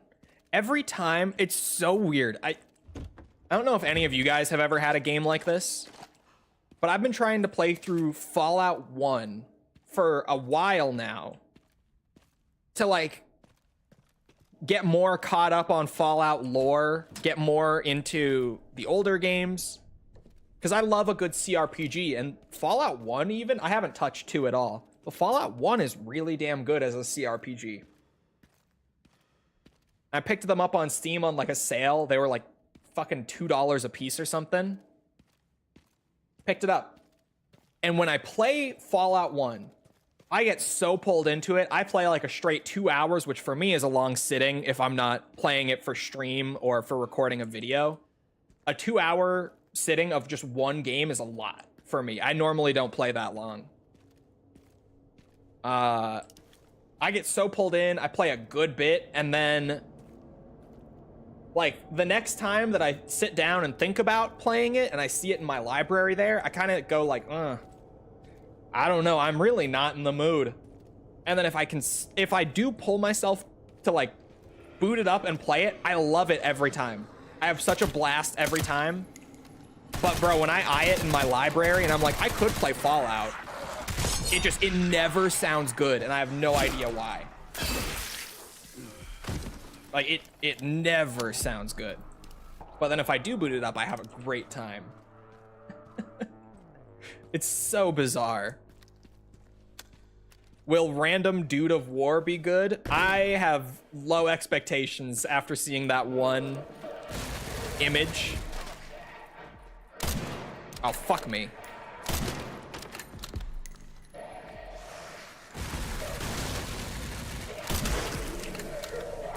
Okay, another gun, another gun. Shit.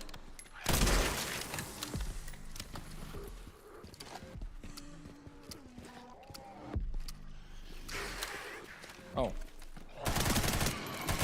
My god, the fire rate on this thing with the barrel upgrade. That's way better. The gal might not be so bad. Thor of War. Yeah, apparently it's the voice actor who played Thor in Ragnarok who's playing the live action Kratos. Which is an interesting choice.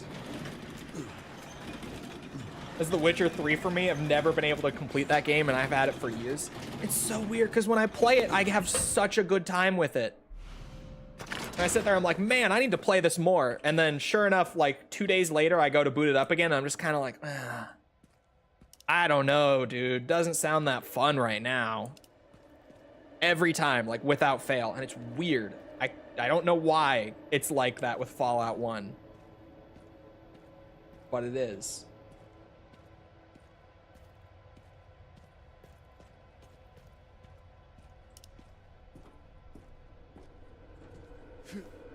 It is a great game though. Like I don't know why I can never bring myself to play it. And False is on my ass about it all the time. she's like, you need to play like Fallout 1 and 2 so that you have a better appreciation of like the early Fallout lore, and you'll be able to enjoy watching the Fallout show with me more. Because apparently season 1 of the Fallout show is like a whole bunch of material from Fallout 1 and 2, she said. And she's already seen it, but she wants to watch it with me. She hasn't seen season 2 yet. Which ranks higher? RE1 or 2 remake? RE1 remake is a better remake. Like from the perspective of translating the game over and improving on it. But RE2 remake's survival horror gameplay is so incredibly well polished that like that first playthrough, that A scenario playthrough of the RE2 remake is like as good as survival horror RE gets, legitimately. But then the B scenarios and subsequent playthroughs, like if you've just played the game and you know exactly what you're doing, they just don't hit anywhere near as hard as that first go does. Is there any credence to the RE1 remake rumors? Absolutely not. No. All that there is to that is that Dusk said that it's in pre-production, but not even actual production, but they're thinking about maybe making it, but it would be like, I think he said 2030 at the earliest for that game. If, like, even if they did start it tomorrow, it would take them years, he said. And it's Dusk. Need I say more?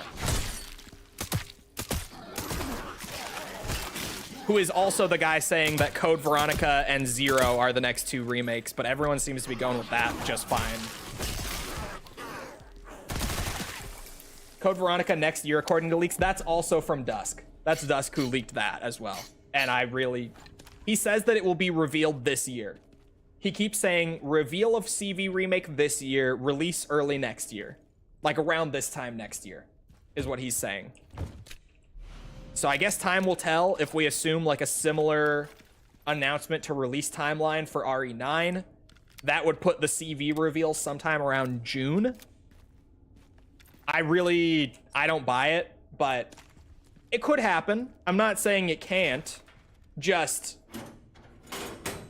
I don't put faith in Dusk Golem. You think this Dusk guy is full of it? Absolutely. Look, once you've been around the RE scene, like keeping up with stuff like that, like leaks and reports and stuff for long enough, you learn over time. And it's not even just Dusk, to be totally clear, that almost none of the Resident Evil leaks that you hear are ever true. Like, legitimately 99% of them never end up being true. And it's crazy. And it goes so far back. Like, for some reason, this particular franchise has just historically had like the least accurate leaks and insider reporting that I've maybe ever seen from a gaming franchise. It is wild to me how inaccurate Resident Evil leaks and insider reports are.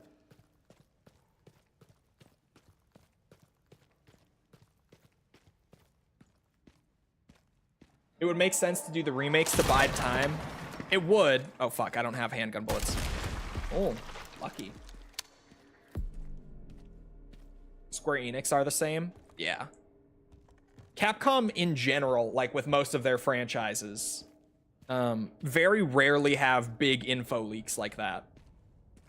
I remember the huge leak coming from like actors who had worked on the game a few years ago about like Revelations 3 and what what RE Apocalypse was, which was the multiplayer open world title that ended up getting canceled and turned into Requiem. And there was one more. Oh, and RE Hunk. That big leak a few years ago was crazy. Because that one was actually legit. Like, we had actors who were working on the game, and even one of them leaked like a portion of the audition script for Rev 3, where the names were changed around, but the script was actually like the script of the game. It was like 2 pages worth of just straight up the script of Revelations 3, a little bit from the early portion of the game. Which is why we know, along with the leaked concept art from the game and the fact that some of the leftover assets are found in RE4 Remake's files, we know that Revelations 3 existed. And here's a Dusk thing for you. Dusk Golem had been saying around that time that Rev 3 was in production, but he kept reporting that it was a Rebecca Chambers game. He said Rebecca was the protagonist of Rev 3. And he kept saying that. He actually just literally reiterated that this week. But from what the actors themselves leaked and the in-game assets that can still be found within RE4 Remake's files, we know that it was actually a Wesker game, not a Rebecca game. So that's the thing with Dusk, where like he was right that there was a Rev 3 in production, but even to this day, his reporting on what Rev 3 was very inaccurate.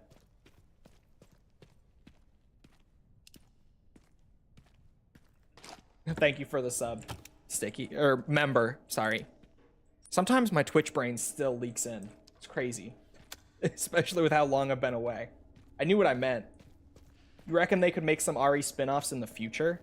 From what we know right now, they still don't really plan on doing lower budget spin-offs, at least for the near future, like the next few years.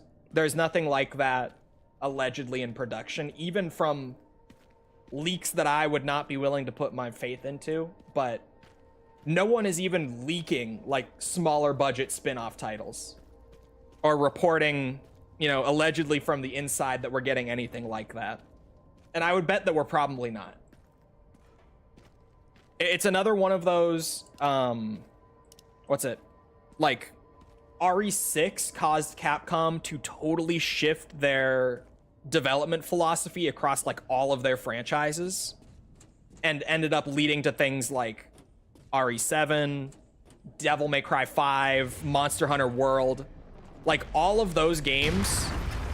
And there are interviews from Capcom executives and just like really high positions like directors and stuff confirming that the general like development direction shift and philosophy shift that happened across Capcom around that time was due to the reception of Resident Evil 6. And they apparently, again, if current reporting and leaks from employees, like former employees, are to be believed, which I would say former employees are fairly credible. What's that?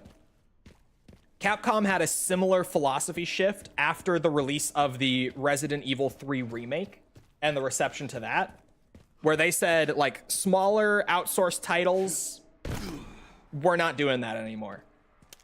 Like smaller budget titles, probably not doing much of that either. Like big AAA mainline productions are what we want to make.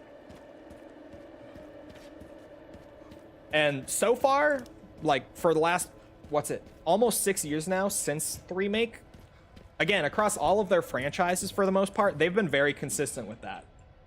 Capcom has really veered away from smaller, like AA side projects and spin-offs and just stuck to like mainline huge budget releases / remakes. But even the remakes, they're giving crazy budgets and putting like their A teams on it, right? Like RE2 and 4 remake were the same team. And then the RE3 remake team did work on the RE4 remake still, even after it got taken away from them, because they were originally making the RE4 remake. Like when it first entered production, it was in the hands of the RE3 remake team. But they shifted it over to the RE2 remake team, who made the main game. And then the 3 remake team developed separate ways for RE4 remake. That was a 3-make team that made separate ways. And if you ask me, they earned back some goodwill, at least for me, with that one. Because Separate Ways in 4 remake kicks ass. It's really good. Like, just a straight upgrade over OG Separate Ways, in my opinion. So they've earned back some goodwill from me on that one. Restoring cut content to 3 make. I saw that mod. That looks so neat. Especially because so much of it is going to have to be from scratch, right? Like, shit like the clock tower and the park, just straight up, are not in Resident Evil 3 Remake. They just have to make that themselves. So I respect the fuck out of the ambition of that modding team. Oh, where's the one with the gun? I lost him. I just gotta get away from that mortar. Jesus Christ. Oh my God. Oh, the gun. What the fuck? That was him. There's another gun.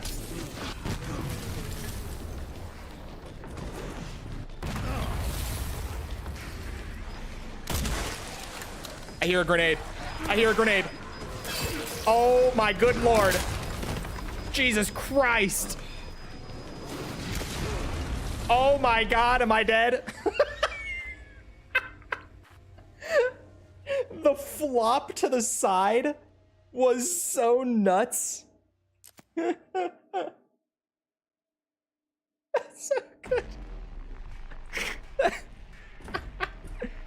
What even happened there? I think it was the grenade in the hand of that one zombie.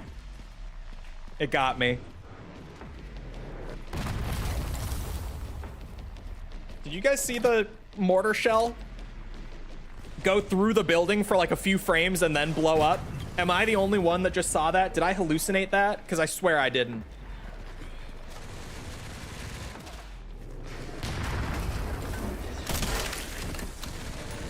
This rifle with the power upgrade, like, I don't even have it at tier 3 yet. This is the tier 2 power upgrade on this rifle. Oh, fuck off. This is clean. This is like, for shit like this is a crutch weapon right now.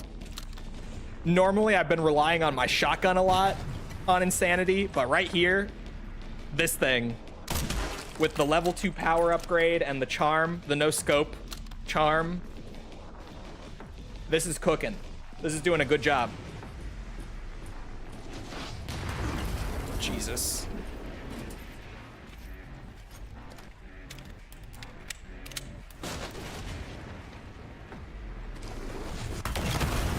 Made peace with them carrying guns on account of the retained humanity.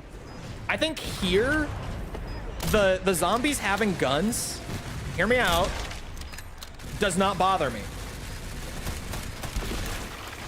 And it's legitimately, like, it's because story-wise it is rational, but that's not even my main concern. It's that I don't get fucking bounced off of all the walls and shit while they shoot me.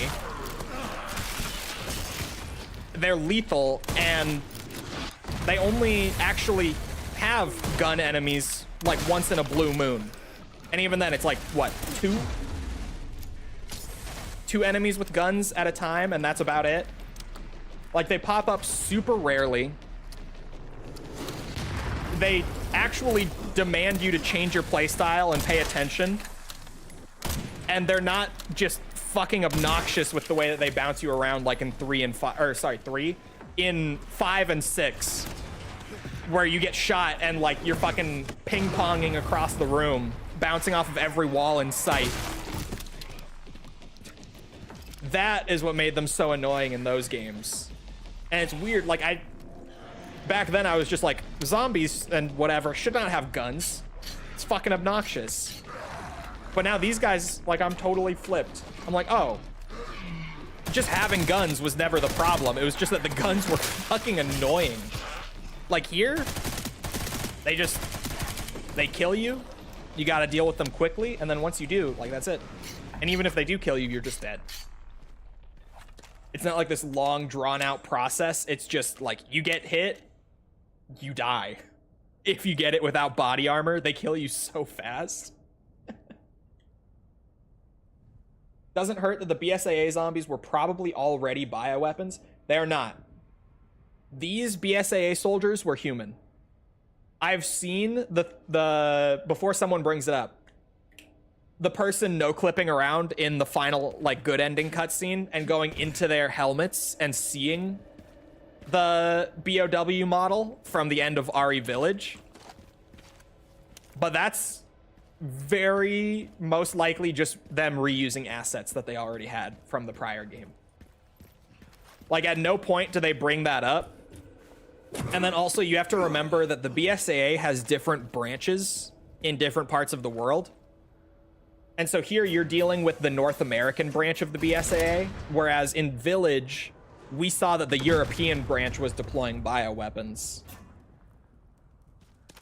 But there are other BSAA soldiers with their helmets off in the ending cutscene who are human. And these BSAA zombies that pop up, where's one with their head intact? That's just a human. God, I tore his face up, though. It's hard to actually show.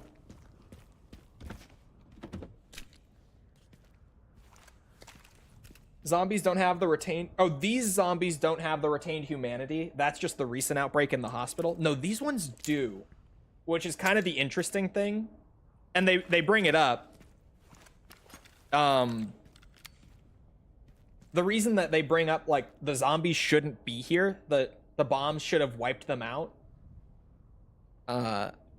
implies that this was being... Or that Raccoon City was being used as like a testing ground by the connections for things like the mutated T-virus strain. And that these are probably newer, you know, zombies walking around. At least that's kind of the current, like, popular interpretation that's been going around, and I would agree with that. Especially later in the game, like you find out about Ark and everything. But yeah, look, that's just a human guy. Zombified. But that's just a dude. He doesn't have, like, the crazy blue skin and all that. Like, the black liquid leaking from his eye. All that stuff that we saw in Village, they don't have it. Is a testing ground and a dumping site? Yeah, that's kind of the implication. At least I would think, and that's kind of been the popular interpretation that's been going around too.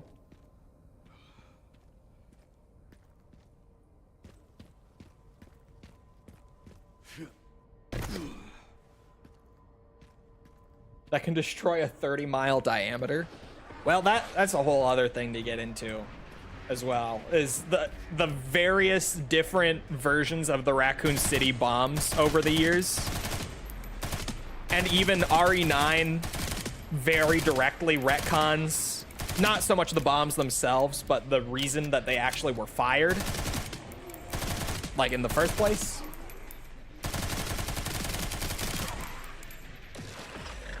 Oh, fuck's sake.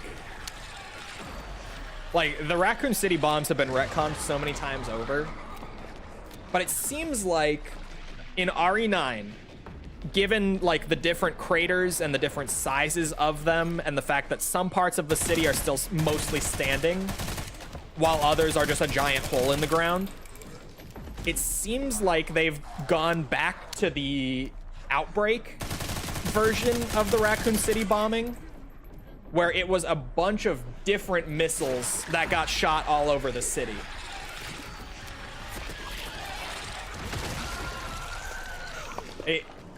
But it's honestly hard to say, because even you would assume that, like, the RE3 remake version was the one that they went with, but the Raccoon City that we see here doesn't really fit with it visually.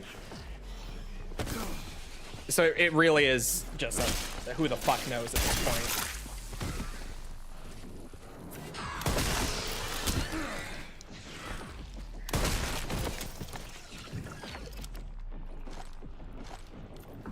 More rifle ammo. I like that.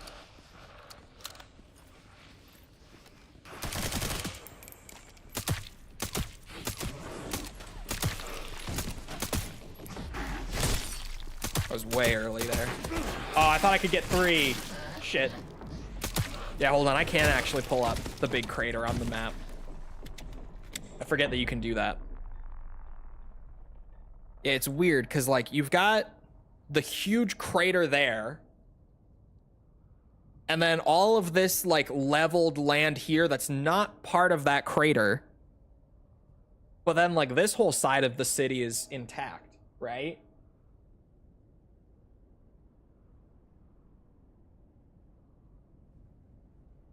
And I mean, radius-wise, seems like more of the city should have been destroyed over here if it was just like flame cloud or whatever, especially there. The fact that the RPD and the orphanage and stuff are like right fucking there and standing, whereas like the whole north end of the city got fucking wiped.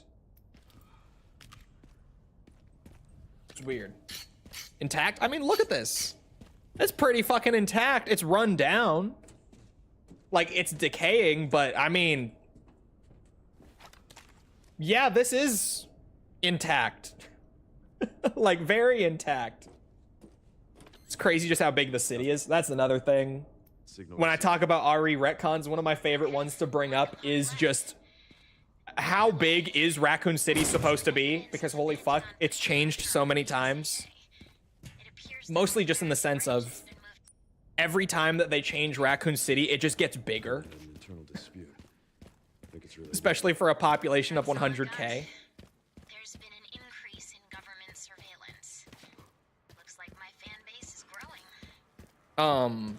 Some things never change. Watch I got distracted by the dialogue and reading chat altogether. My brain needs to catch up. Okay. Way back, like RE1, RE2, PlayStation RE1, RE2. They describe Raccoon City as a quiet Mideastern town, right? It had a small population. It was a little city. It was decently sized, but you know, just a normal like Midwestern town that wasn't like a capital of a state or anything, but it was a city. You know?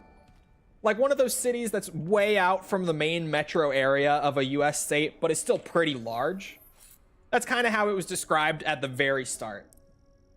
And then RE3, it seemed way bigger than that. Outbreak, it just kind of grew even more.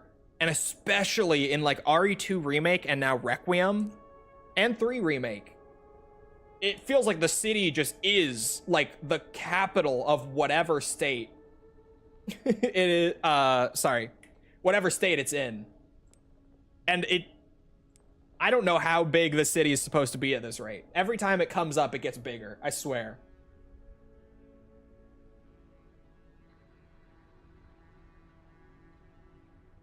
Like every fucking time. Maybe the zombies had babies.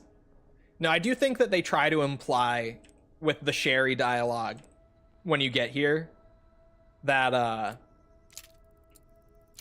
the zombies are not the original Raccoon City zombies, but rather a side effect of the connections using Ark and using Raccoon City as like a testing ground. And that would also be fairly consistent with like why the BSAA is deploying here in the first place. Like that just makes sense to me. I feel like that's definitely what they were trying to go for. I really don't need to increase the reload speed on that thing. Trying to put the upgrades where they make sense. Oh, I can't increase the mag capacity on this rifle. I don't know.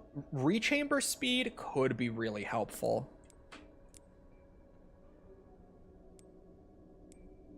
Requiem really doesn't need those upgrades, to be honest. Just firepower is all Requiem needs.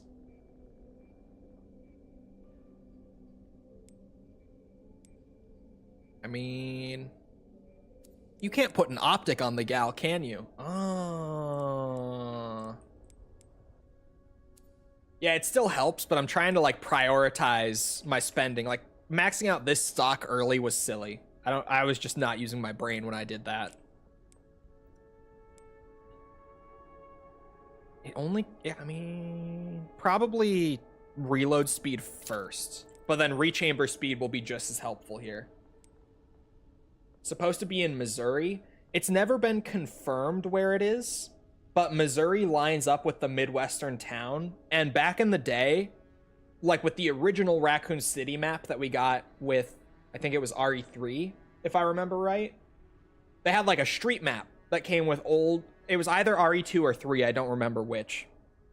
People on the internet like overlaid that map on a bunch of existing US cities in the Midwest. And they found that it was pretty much one-to-one, like this random town in Missouri that I can't even remember the name of right now. Like, I remember this being like a big thing. Like, oh my God, we know what Raccoon City actually is. And I think it was Missouri. That sounds right.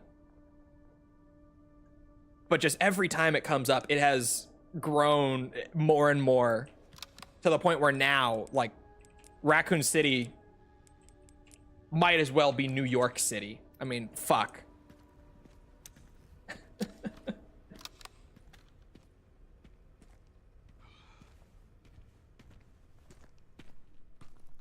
Springfield, Missouri. That sounds right.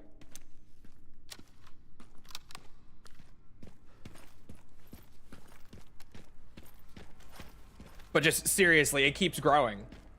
M4 is insanely good. It's so good. Oh yeah, that's right. It comes maxed out. And it's not even that expensive to buy.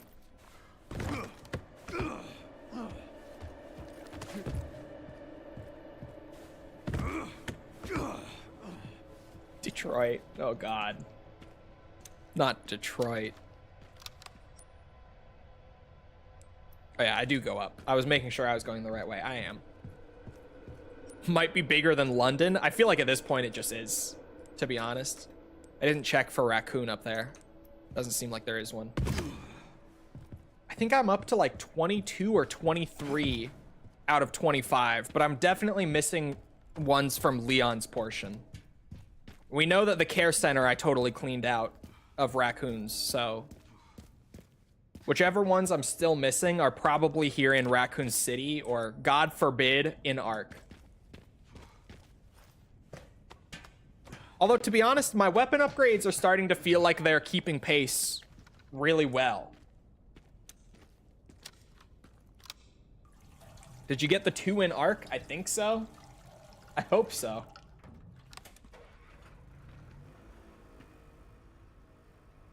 It means it's easier to hide all those big-ass labs. True. 4th underground lab in Raccoon City. Give it another few years. They will. You think they won't? You're crazy. They absolutely will.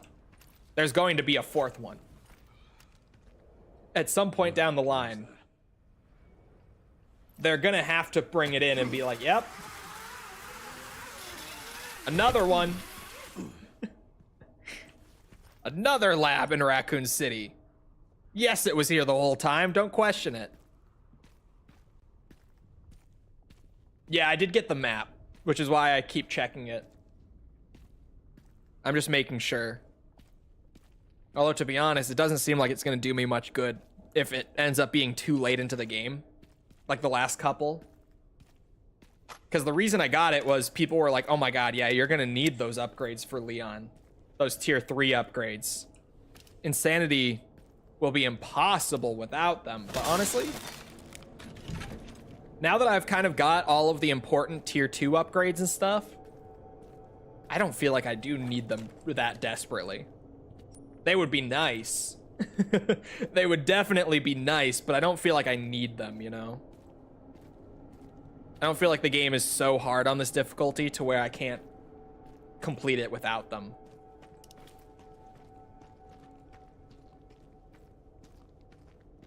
Oh, I don't know. A lot of people have been saying that their attempts at doing like a no bonuses insanity run have gone a lot worse than mine. So I might be the exception here.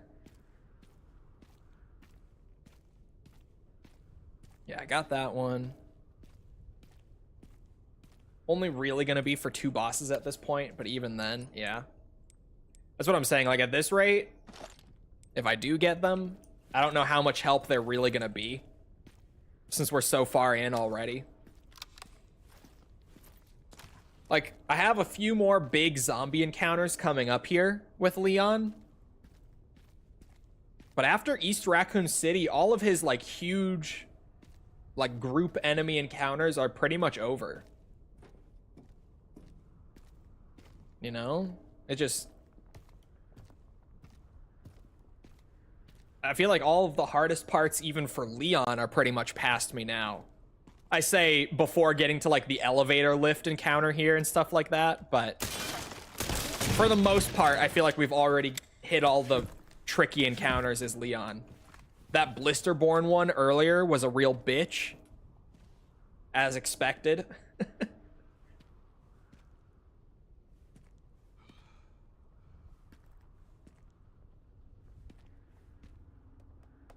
And yes, honestly, the MCX using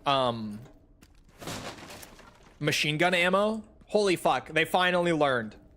Like, how many times have they been giving us like fully automatic rifles that are really good, like super powerful, but you can barely ever use them because the ammo economy is so fucked? They finally have given us one that just uses machine gun ammo. And it's glorious. It's what they always should have been. I don't think there's any more raccoons in the entire tower, since the whole thing is already marked. There might be some in the underground bit, but it seems like this tower area should be fine. This part of the game is the only one I think that sucks. I really like East Raccoon City. I know for a lot of people they've been saying this is like the weakest part. But I think that this area is way better than like the RPD. Or really any of Leon's earlier sections, like in the care center. Although I really like that one part of the care center where Leon gets to go through after Grace. I wish there were more sections like that, where like all of your progress and stuff from Grace gets saved and carried over. And Leon gets to like... What's it? Oh, fuck. Leon gets to clean up everything that you left behind on Grace. That part is super cool. Like, really fucking cool. And it's only one area.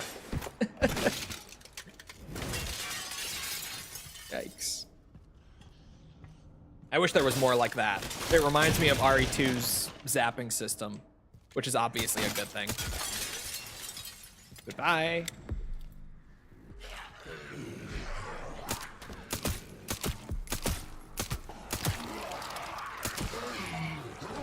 Oh my god.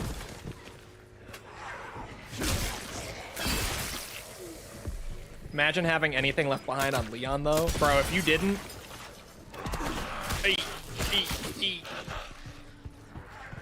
I'm just saying, this Insanity run, I had so much left on Leon because I had to skip so much as Grace. Okay. Probably time for a little police action. Oh shit, I was gonna try to get that guy before he got to me. If I could somehow...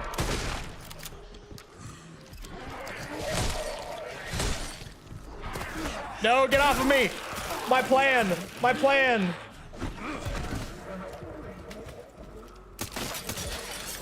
How did you get here?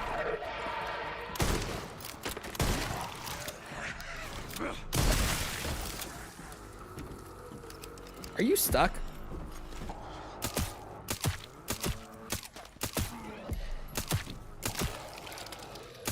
Oh. Oop. Okay. Is there stuff over there? I think all the zombies are gone. Yeah, hold on, Leon. Don't backseat me now. No, there's nothing here. Okay. You get 50k and then unlimited ammo? Yeah, if you're a bitch. We're doing no bonuses. None. None.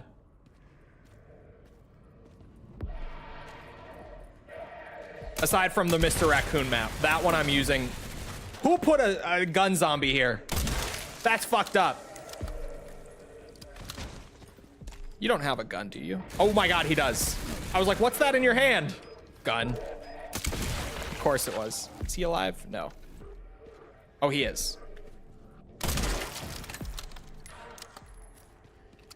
There ain't an achievement for it, so it doesn't matter. I mean, all you're doing is robbing yourself of the fun. Bullying that stuck zombie. Just was a little confused. Okay, let's find those dead. Leon's special weapons count as bonuses? Yeah. Like the Matilda, the MCX, the... anything that you can't get on a standard playthrough without points in the shop is a bonus.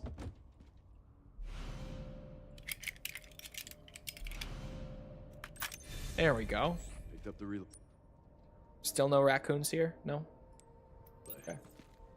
Great job. Now to get through that gate. Yeah. Just gotta figure out how to get down from here first. I'm having a blast, actually.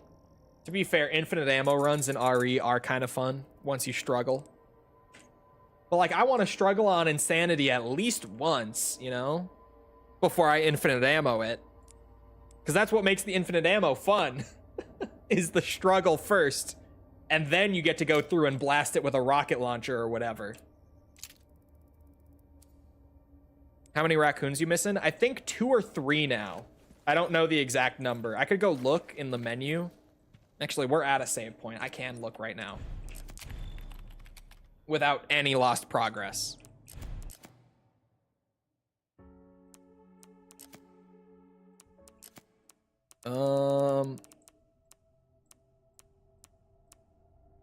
Where? Oh, it's gonna be in the challenges, not in the special content.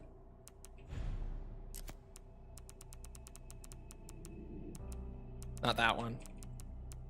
God, just completing an Insanity playthrough gives you 40k. Not that one. It's here somewhere. Ah, yeah, I have 2 left. I have 2 left in the whole thing.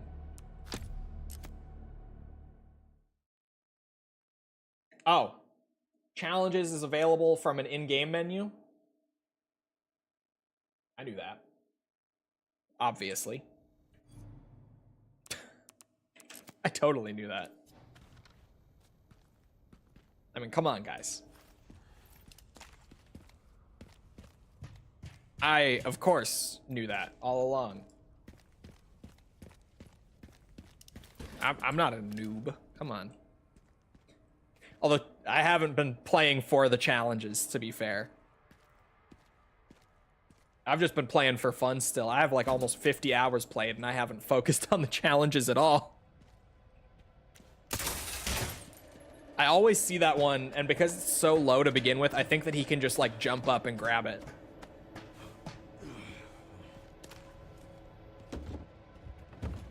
Hello, Sepper. I have 6 extra Requiem shots now. Hasn't it been like that since 7? Has it? Again, I never really did any of the challenge runs and stuff like that in 7 either. 7 is such a good resi for one playthrough, and then like that's one that I don't want to play a whole lot back to back. I don't find it that sort of replayable. I like going back to 7 like once every 3 years or so when I've forgotten everything from the last time, and then I can enjoy it all from scratch again. That's where 7 is like the best. Because resi is iffy like that from game to game. Some of them are a blast to replay over and over and over and over. And then some of them I just want to play once and then like wait a few years.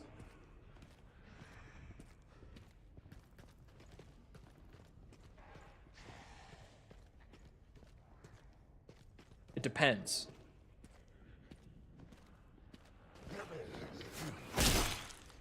Requiem feels really replayable, although I kind of wish there were more challenge runs and stuff. Or at the very least, I wish that the challenge runs were difficulty locked. Like, the fact that you can do pretty much all the challenges in one go on casual, I think robs this game of a lot of its replay factor. That's why I always prefer them to, like, require you to at least be on standard mode for challenge runs. Because even then, you could do all of those in one run on, like, standard modern, probably. But at least it would be a little harder. Doing them all in one go on standard casual is a bit too forgiving, a bit too easy.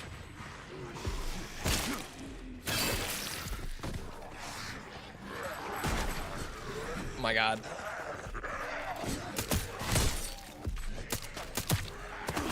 Jesus Christ.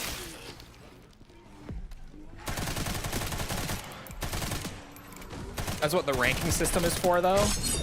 Not that this has one. Exactly. Like, it needs a little more in terms of, like, in-game incentivized replay factor, for sure. Which it's not going to get. It's more just, it could have used a little more of that. Shit.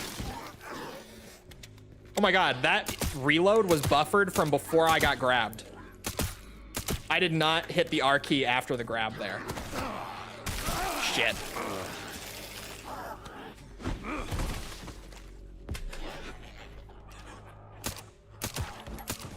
Oh. What the fuck? He was one shot? Oh, goodbye. Because he's not actually one shot. That makes more sense. Oh, fuck. Okay. Missing that first shot put the fear of God into me. I think we're okay. I think I made it. Fuck.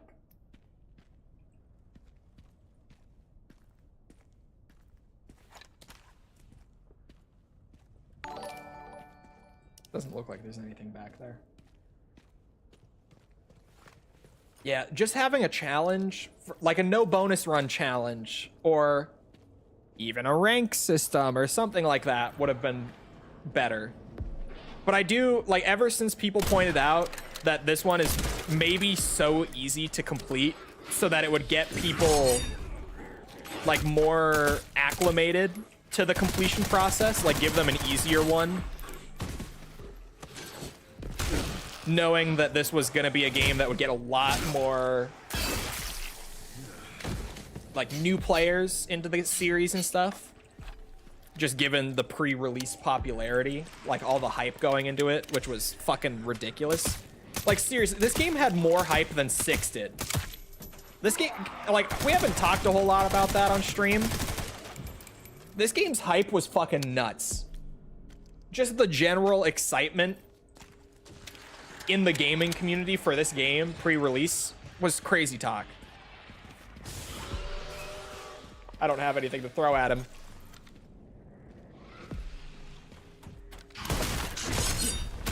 That works. PC specs. I'm on a 4080 i9 1300K. Or 900, sorry. 13900K. I was like, wait a minute, that wasn't right. Specs? I should have one of those, to be honest. That would be a good idea.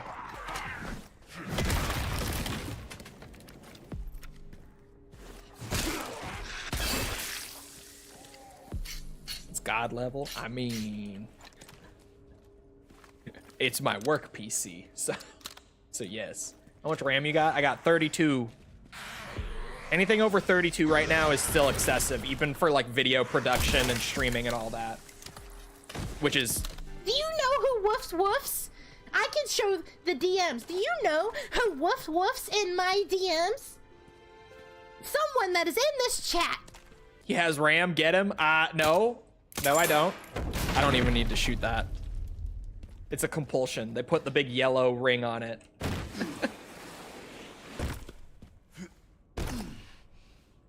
I didn't miss a raccoon, did I? I missed ammo and a door. Okay, that's fine. Handgun ammo, which is becoming less and less useful as the game goes. Oh.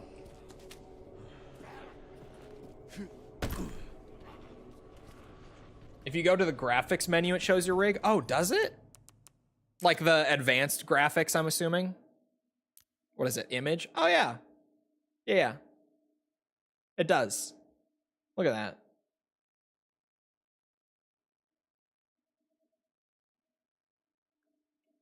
I also have 32 gigs. It's stuffed most of the time by background process. Man, how much bloatware do you have? That's... It shouldn't be. It absolutely shouldn't be stuffed up by background processes. Like what I was just saying, I kind of cut myself off, but even for like video production and streaming gaming stuff and all that, which is pretty memory intensive shit, 32 is still like more than I need. Even streaming brand new stuff like RE Requiem, right?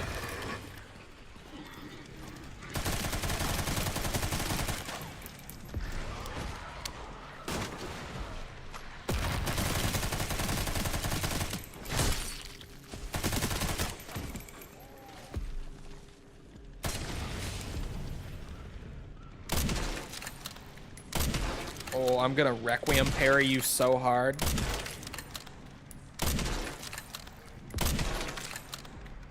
Great, blister head. Oh, where did this extra bullet come from? Oh, he dropped down?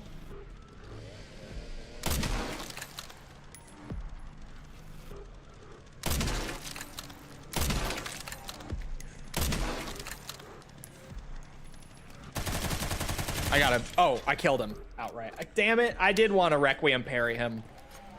It's okay, I'll get it elsewhere. I'll get that thrill. Not what I was going for, but close enough. Close enough for me. Oh, okay.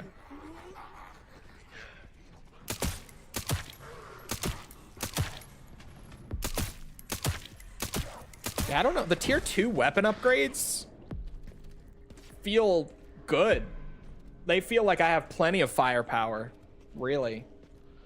Even for Insanity, no bonuses. I do think Insanity is really hard in this game, but I also think, now that I'm this deep into it, that it was getting overplayed, at least to a moderate extent. VRAM 12 seems not great. Yeah, to be honest, with how ridiculous VRAM requirements are getting, I would, even with how long the 50 series has been out, we're probably gonna get some new cards soon. I would even just wait to see what the next series has, and then maybe still get a 50 if the pricing is ridiculous and whatnot, because it very well could be. But if I were in, well, I don't know what you have currently, to be fair. We upgraded my girlfriend to a 5070 Ti. What's that? A few months ago?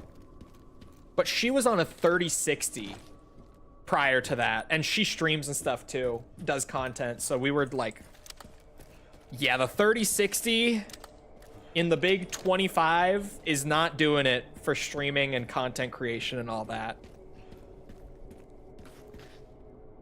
But like for me, even though I could upgrade to just be able to do even more, I'm waiting. I'm waiting to see like what comes out in the next year or two, because the 4080 is still fucking cruising for the most part. Like with Requiem, I can max out everything aside from path tracing gets iffy depending on the area that I'm in, right?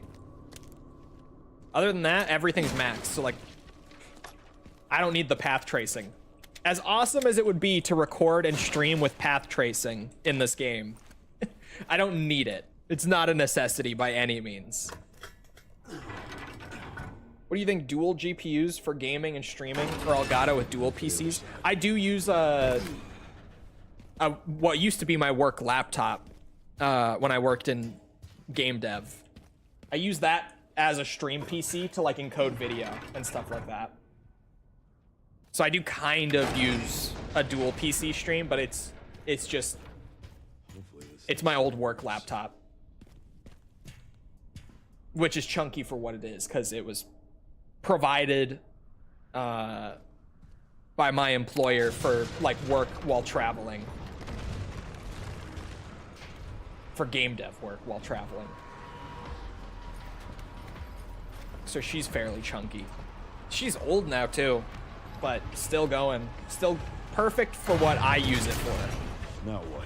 And I got to keep it when I left. So I made good use of it. You'll have to take the next one.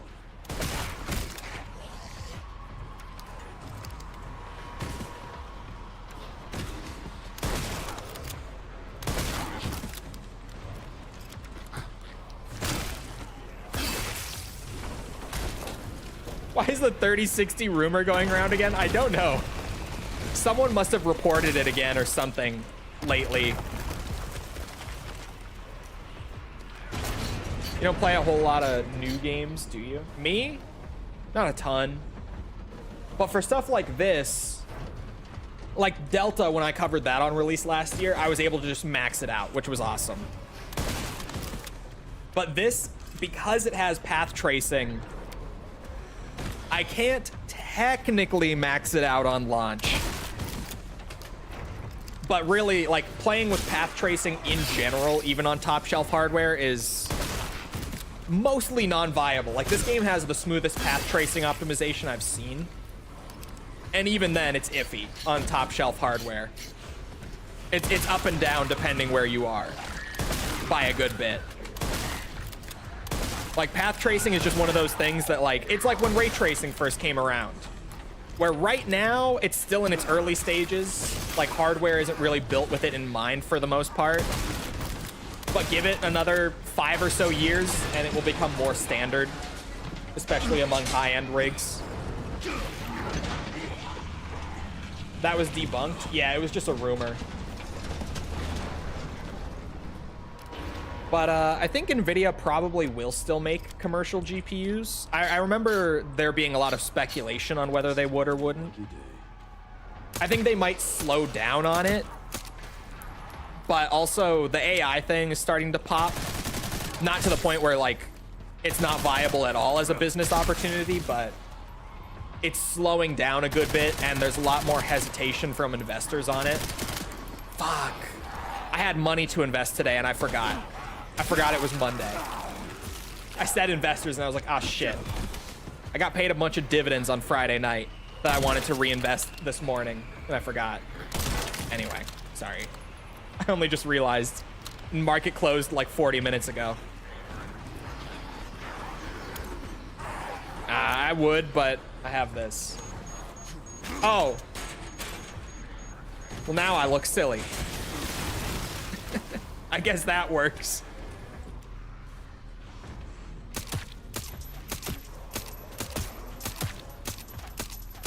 Shit, shit, shit, shit, shit. There we go.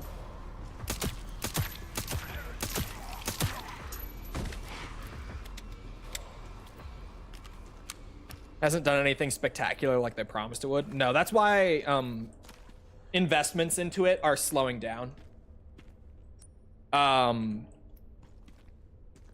What's that? There's a lot of hesitation in like the stock market right now with AI. There was a huge tech sector correction just a month or so ago. And it was because of AI. Like, all the reports coming out that were like, oh yeah, all the major companies that have been researching it, employing it in their workflow, haven't really seen an increase in profits or productivity. And everyone was kind of like, oh, so maybe I shouldn't be investing my, you know, life savings into AI stocks. Luckily, I found a bike. Like, even like Microsoft, because Microsoft was so aggressive with AI, they had a huge correction, stuff like that. NVIDIA had a correction. So I'm assuming as more of that starts to settle down, especially, NVIDIA will probably still do commercial GPUs.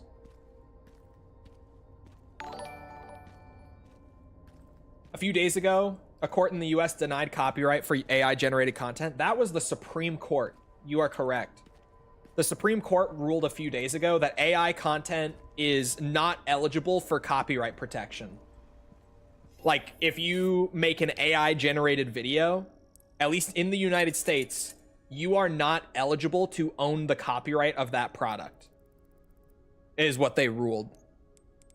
You can't put a copyright on AI-generated video and content is what they ruled. And even like YouTube already took their own stance. Like if this was forever ago, but if you didn't know, YouTube already didn't allow you to monetize AI content. Like that's been a thing for a minute on YouTube. Oh my god, that changes the entire look of the gun. I didn't even notice that before.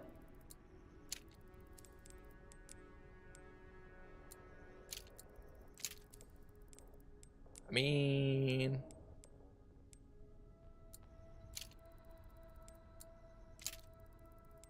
I just have to upgrade Requiem at this point. Shit. We're doing good, upgrade-wise.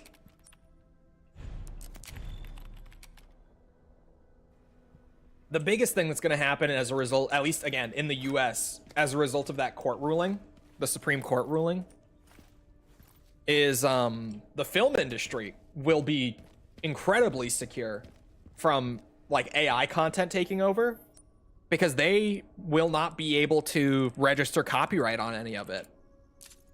Like they just legally will not be able to own it if they do try to do like AI generated film or anything. So it was a huge win, that ruling, for the film industry especially. Yeah, video game content as well. It's a pretty big deal. They will allow you to apply that fuck-ass AI filter to every YouTube short. Yes, they will. That thing is awful. It's probably going to tear up the music industry a good bit as well, now that you mention it. I forgot that the music industry was already so inundated with fucking AI content, like AI generated bands and stuff like that.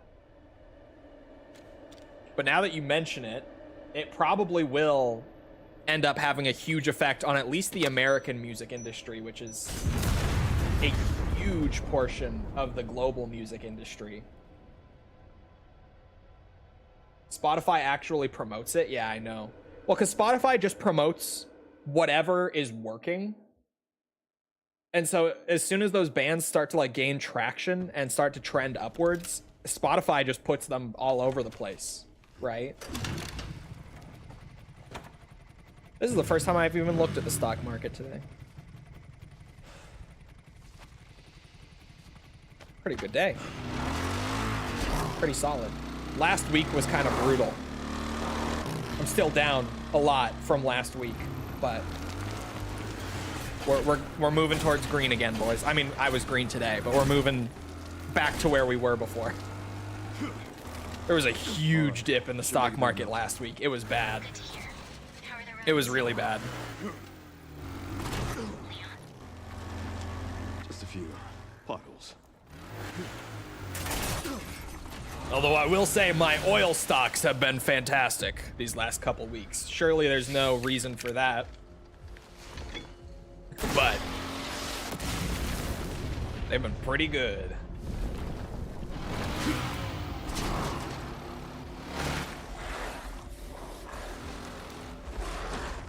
Surely no reason. No reason at all. I have no idea why.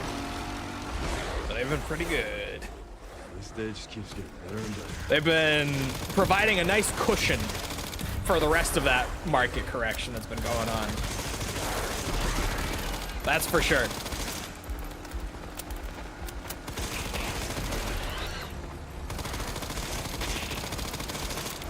Oh, fuck. Can't parry a dog. Ow!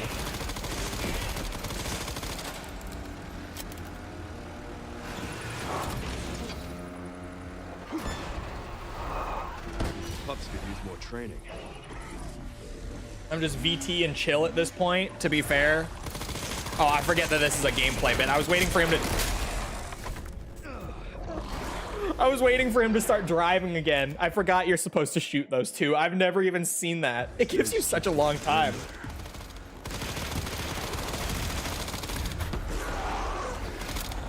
Fuck's sake. Oh.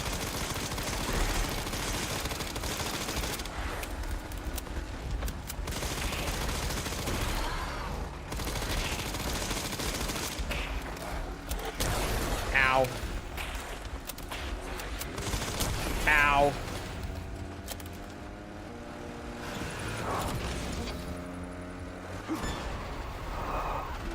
Pups could use more training.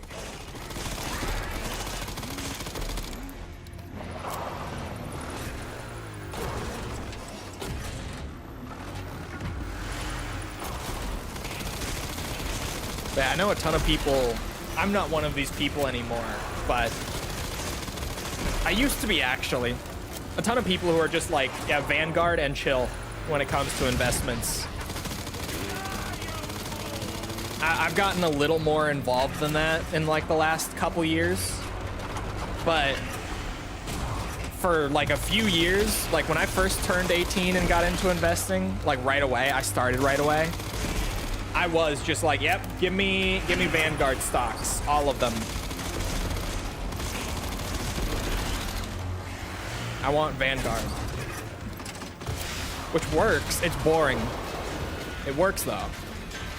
I mean, as long as the market generally goes up, it just Vanguard stuff will go up. It really is that straightforward.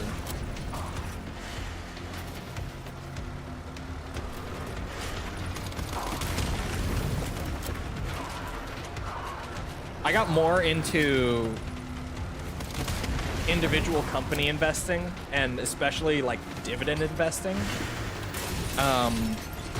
when I went full-time on content creation though, just because it is a nice safety net to have even just like little payments coming through like multiple times a week. Call of Duty Vanguard, I would have not invested in that, that's for sure. Now, Vanguard is a big investment firm who you can invest in their ETFs, and they just do like their most popular one is probably VOO, and it is just, it gives you exposure to the entire S&P 500, which is the collection of the top 500 like companies in the US that are publicly traded, and it just, as those companies collectively go up, you get a little bit of each with each share that you buy of it. So if the market generally trends up, your portfolio will trend up. They do pay some dividends on it, but it's, I think, only quarterly, and it's very, very little. But you do get a little dividend kickback on it, I believe. It's considered like the super mega safe long-term investment play, is to primarily just invest in stuff like that and let it sit. But I got worried when I went full-time in content creation about how unstable the income is. So I've tried to set myself up more with like a safety net from individual companies and dividends and stuff like that. Which I don't regret.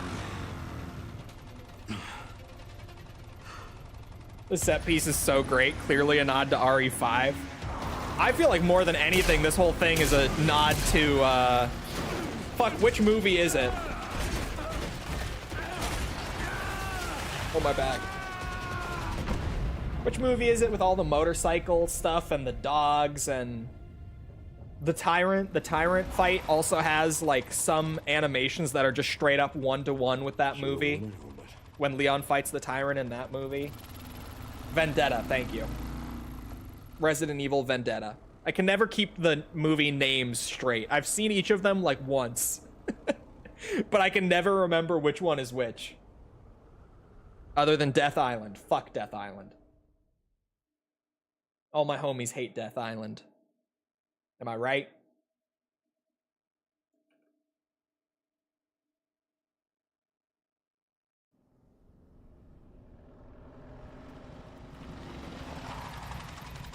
Full-time content creator now. I have been for 3 years about now. You should be close to Not quite. More like 2.5. 2.5 years. Yeah. Looks like it.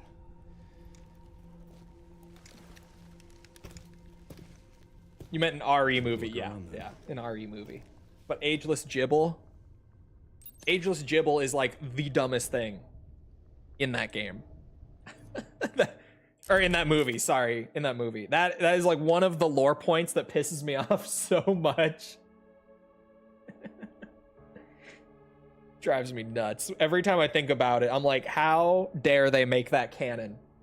Sorry. It is about that time. Which video series were you doing when you went full-time?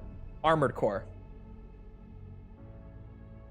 Armored Core was when I went full-time. Because that did so well, so consistently, and I was like, oh, I got this. And then